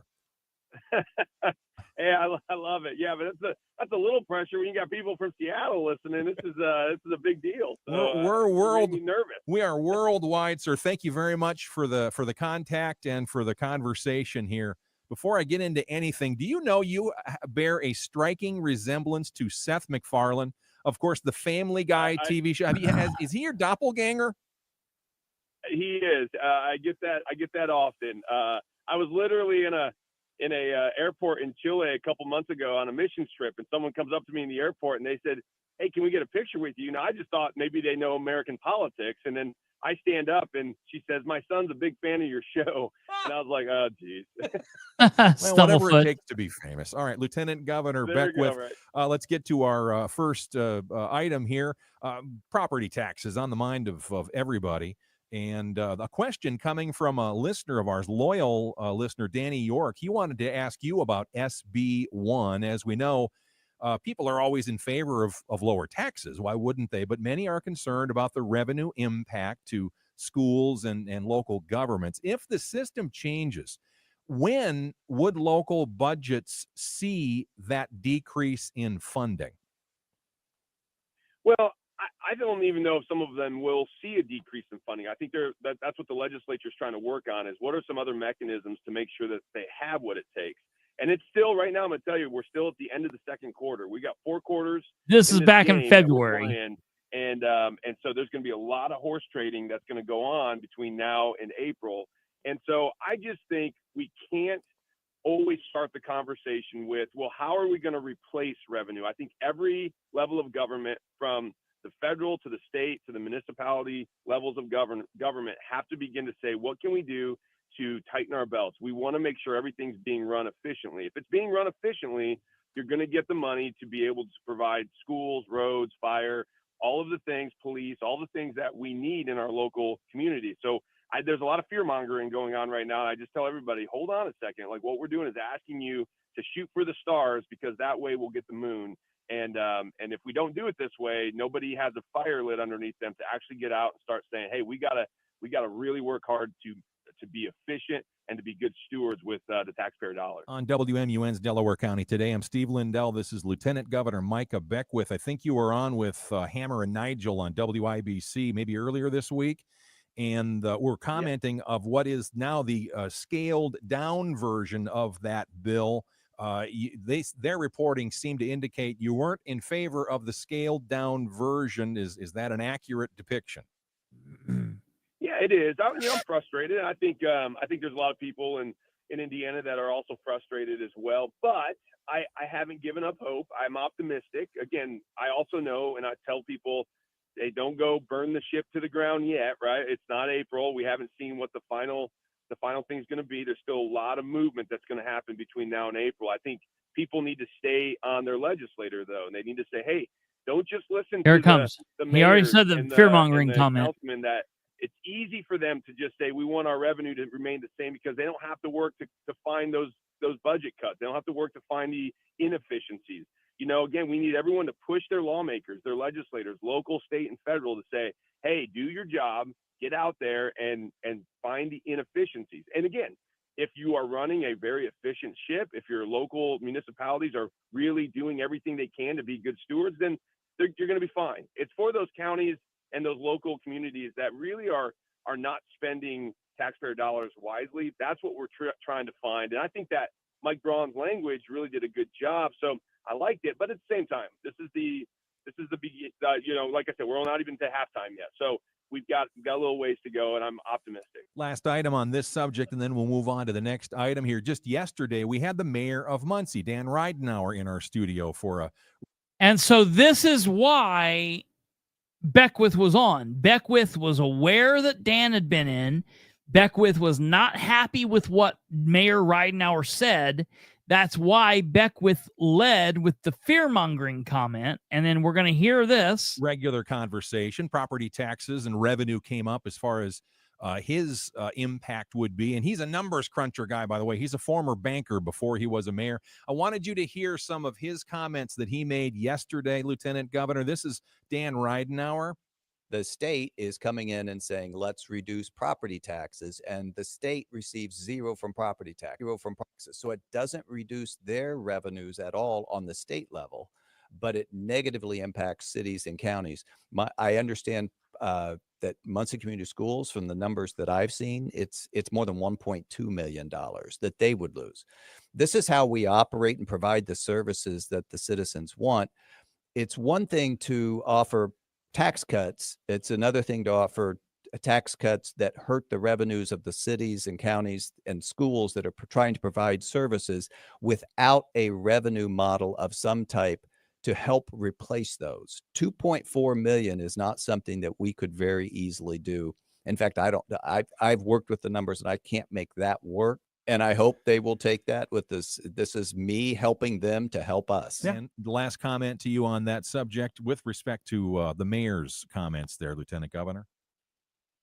Yeah, so, again, he's doing his job and making sure that the community has what it needs. But I would just push back a little bit and say, I would push back on him. Blah, blah, blah, blah. A widow in your community that. So all of that, there's apparently some mistrust from Ridenour to Beckwith because of the fear mongering. And bottom line, I think personally, I've not been told this, I think Ridenour doesn't like Beckwith's style. Just to be perfectly honest with you. So that's that. Okay. Now, going back to the post. So that's why some people are like, ew, this is kind of weird. Okay. That then takes us to the fact that after Beckwith was told no for City Hall, that didn't end the weirdness surrounding Beckwith's attempt to hold a town hall in Muncie and or Delaware County. Not one to just lie down and give up, the Lieutenant Governor reached out to Tim Overton, the chair of the Delaware County Republican Party. Overton had the idea to hold the event in the new Delaware County Justice Center out on Tillotson. It has an auditorium, and matter of fact, its auditorium is twice the size of the cities. So you can fit like twice the amount of people in there. So they, that sounded like a really good idea. You know what I mean? Like that just absolutely made sense. Kate, can you put that thing I just sent you in the overlays if that's possible, please? Thank you, ma'am. So just when you get a chance. So they started, Beckwith and Overton started talking about this. Overton, being new to everything, he contacted who he thought he needed to contact, the Delaware County Sheriff, Tony Skinner.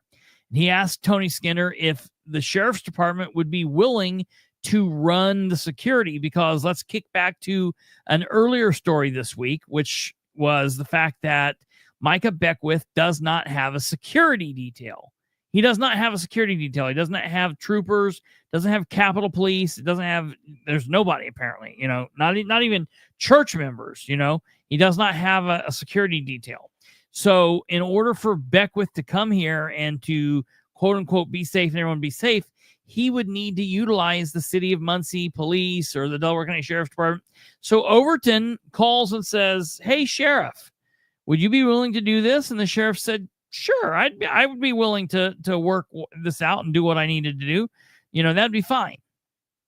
Well, because of that, this is where the train then runs off the tracks. For some reason, Overton assumed the sheriff's blessing was all that was needed, so he informed Beckwith's team that it was a go. At some point yesterday, Monday, May 12th, 2025, the Delaware County Republican Party posted a Facebook post to the City of Muncie's Facebook page, which said this: mark your calendars. Lieutenant Governor Micah Beckwith will be hosting a town hall in Delaware County, May 21st at 6 p.m., Delaware County Justice Center. Everything was happy. Beckwith was happy. Overton was happy. Everybody was happy. Except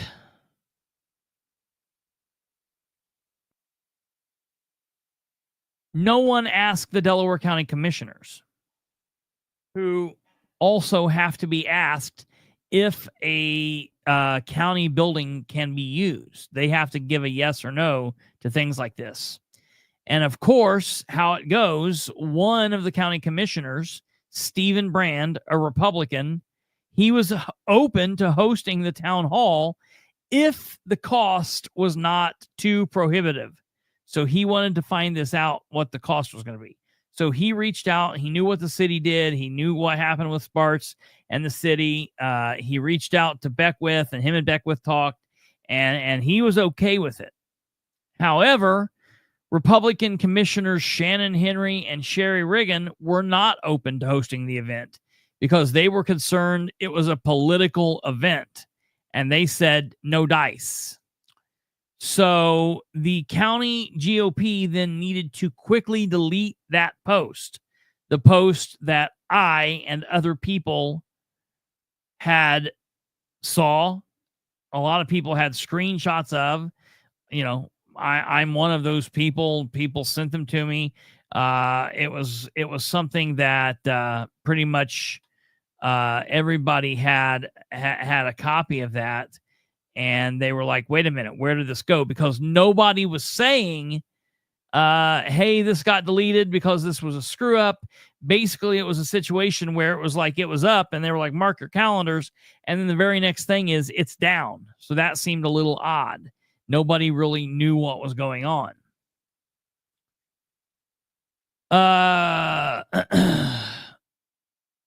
Commissioner Stephen Brand spoke with Beckwith, apparently again, asking if the state could cover the cost of the security. That apparently is now being looked into. The location is still up in the air. So at the end of all of that, what do we know? Republican Lieutenant Governor Micah Beckwith wants to hold a town hall in Muncie or Delaware County. Republican Muncie Mayor Dan Ridenauer rejected the idea of holding the town hall in the city of Muncie. Yes. What am I looking at? What? I will have to cancel my flight. Is that what I'm looking at? I can't hear you. What? I will hold on. I need to see all the comments, I guess. I don't understand what I'm looking at. Oh, just because of all of this. Yeah. Well, yeah, I didn't even think who I was looking at there. I thought that was somebody else for a second. I was like, what are we talking about? But yes, it's Lenny from Scotland. So yes, well, we'll have to keep you posted. It's on the 21st, Lenny. So don't cancel it just yet. Because wait, we've got an update. So don't cancel it just yet. So at least for the moment, we've got Muncie Mayor Dan Ridenauer, who rejected the idea of holding a town hall in the Muncie city of Muncie Hall. At least for the moment, 2 of the 3 commissioners have said no to holding the town hall in the Justice Center. However, due to the cost and depending on what the state says about covering the event, possibly all 3 commissioners would have said no, or at least it's currently paused on anything further. Commissioner Stephen Brand is at least open to the idea.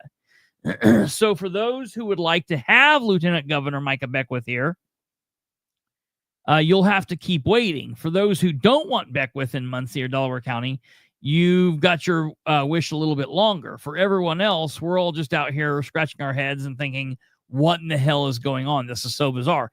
And like Tweety Bird said, we're wondering if Beckwith's getting this type of reception everywhere else.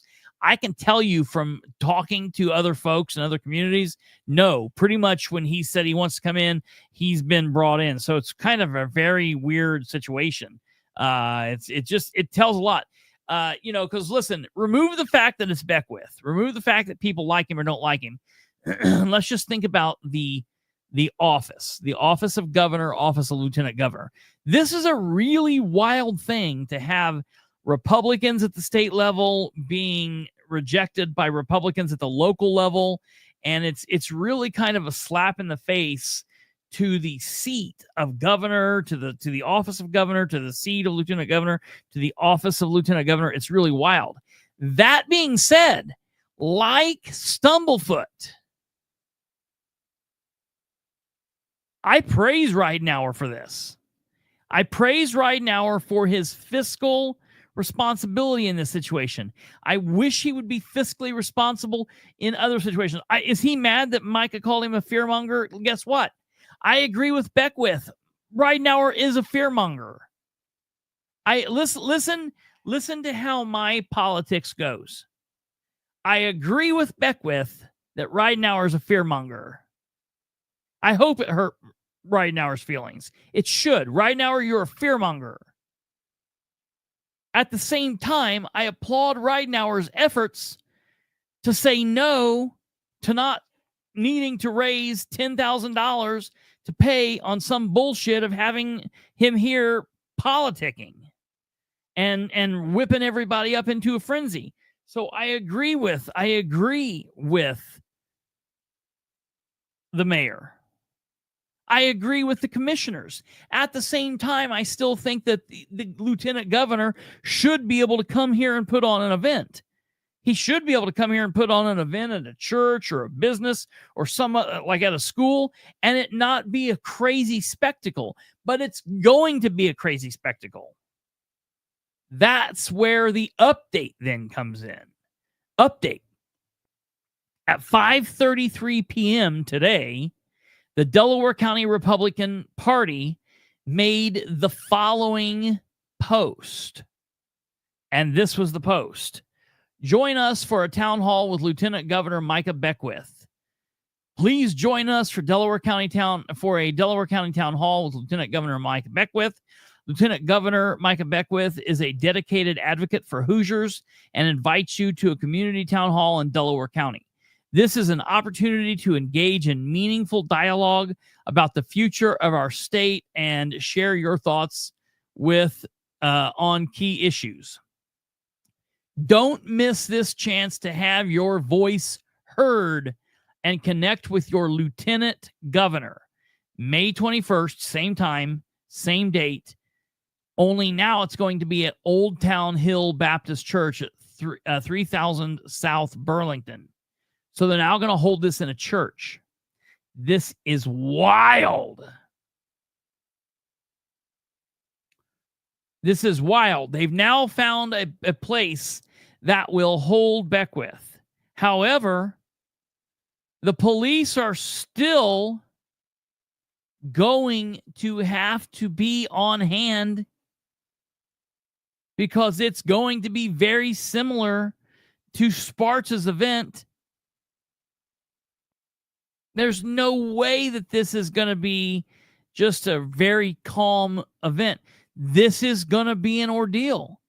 Let me ask you, in the comments, tell me if you think that this is going to be as crazy as Sparks' event. A 1 if you think it's going to be as crazy. A 2 if you don't think it's going to be as crazy. 1 if you think it'll be crazy. 2 if you don't think it will.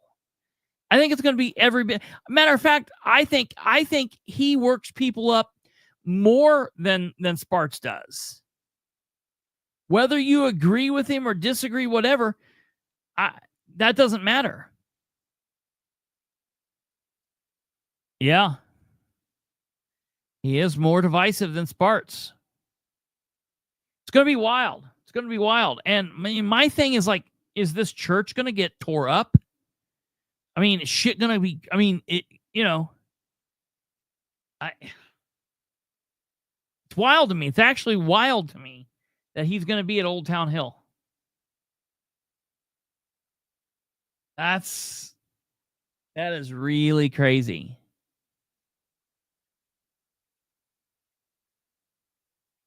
Beckwith is trying to top Webb's act.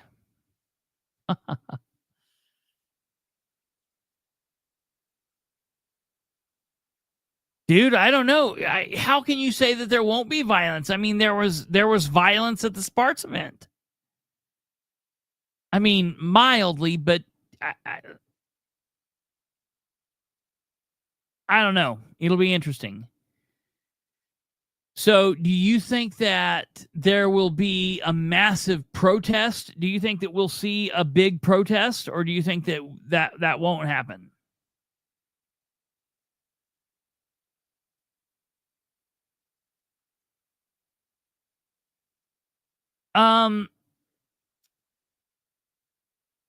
So Tweety Bird, for very long time, churches outside of church services have been used as places where people in the community meet.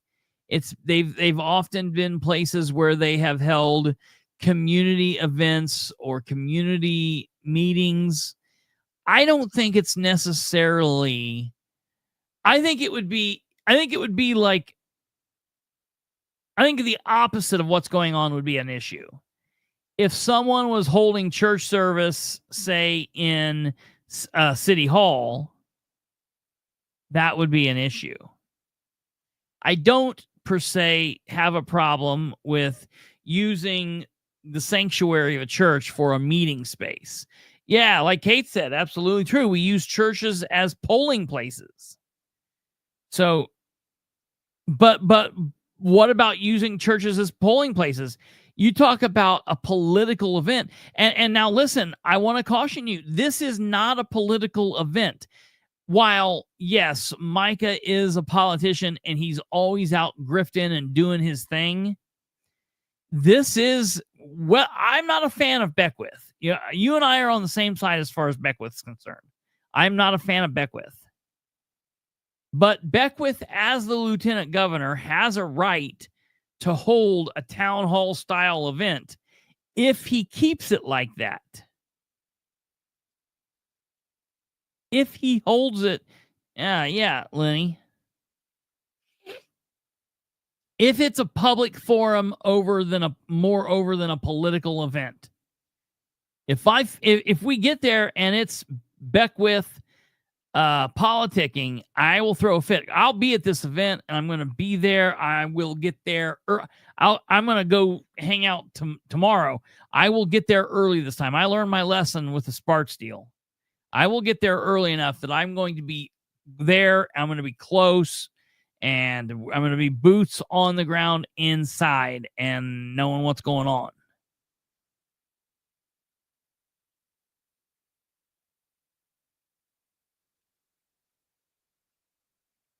Yes, Jackie, that's absolutely correct.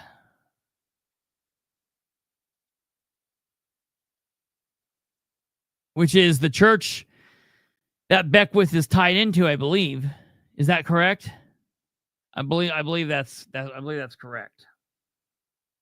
So this was just a wild up and down and up and down. This was nutso. It was just completely crazy. No, Tweety Bird. So in my no, the security, the quote unquote security would have to be law enforcement. It would have to be Muncie City Police or Delaware County Sheriff's Department, or if they're not securities, they would be responding as units on duty. But yeah.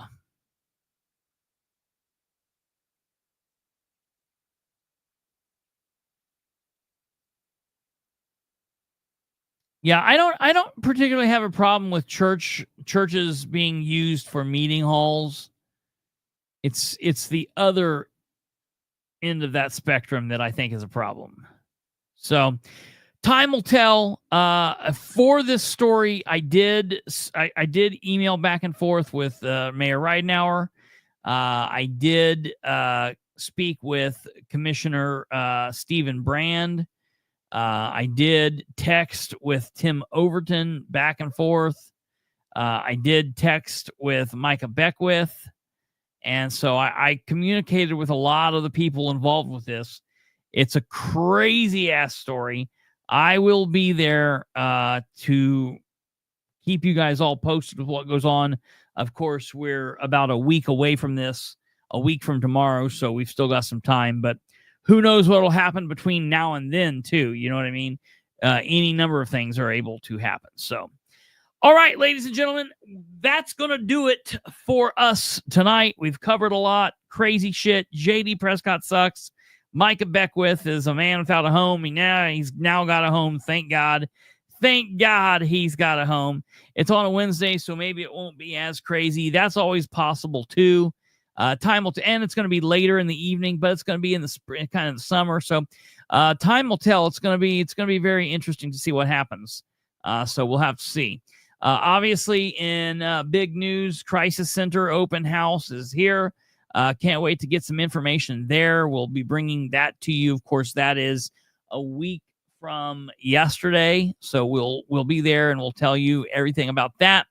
We'll have that on video for you and bring that information to you, as well as everything else. All right, we will be back here tomorrow night at 9 p.m. And then Thursday night, we'll be on with Catherine to discuss what happened in the Madison County Council meeting today. I was pissed off by about a couple different things that happened, and I can't wait to have Catherine on because we are going to have at it. I think Scott Green, the president of that council, was ignorant. I think Councilor Diane Likens was out of control, and that council is a wreck, man. They're just completely nuts. So I can't wait to talk about that with Catherine. Can't wait to come on tomorrow and give you the show that we have planned for you tomorrow at 9. You guys take care. God bless. Have a great night. Have a wonderful Wednesday. We'll see you back here. God bless each and every one of you. Good night. Hey, because I didn't say it starting out because we had a lot to get to, smash that like button before you leave. Smash it. Share the show with everyone you know. Help spread the word. Take care. Good night. And good day.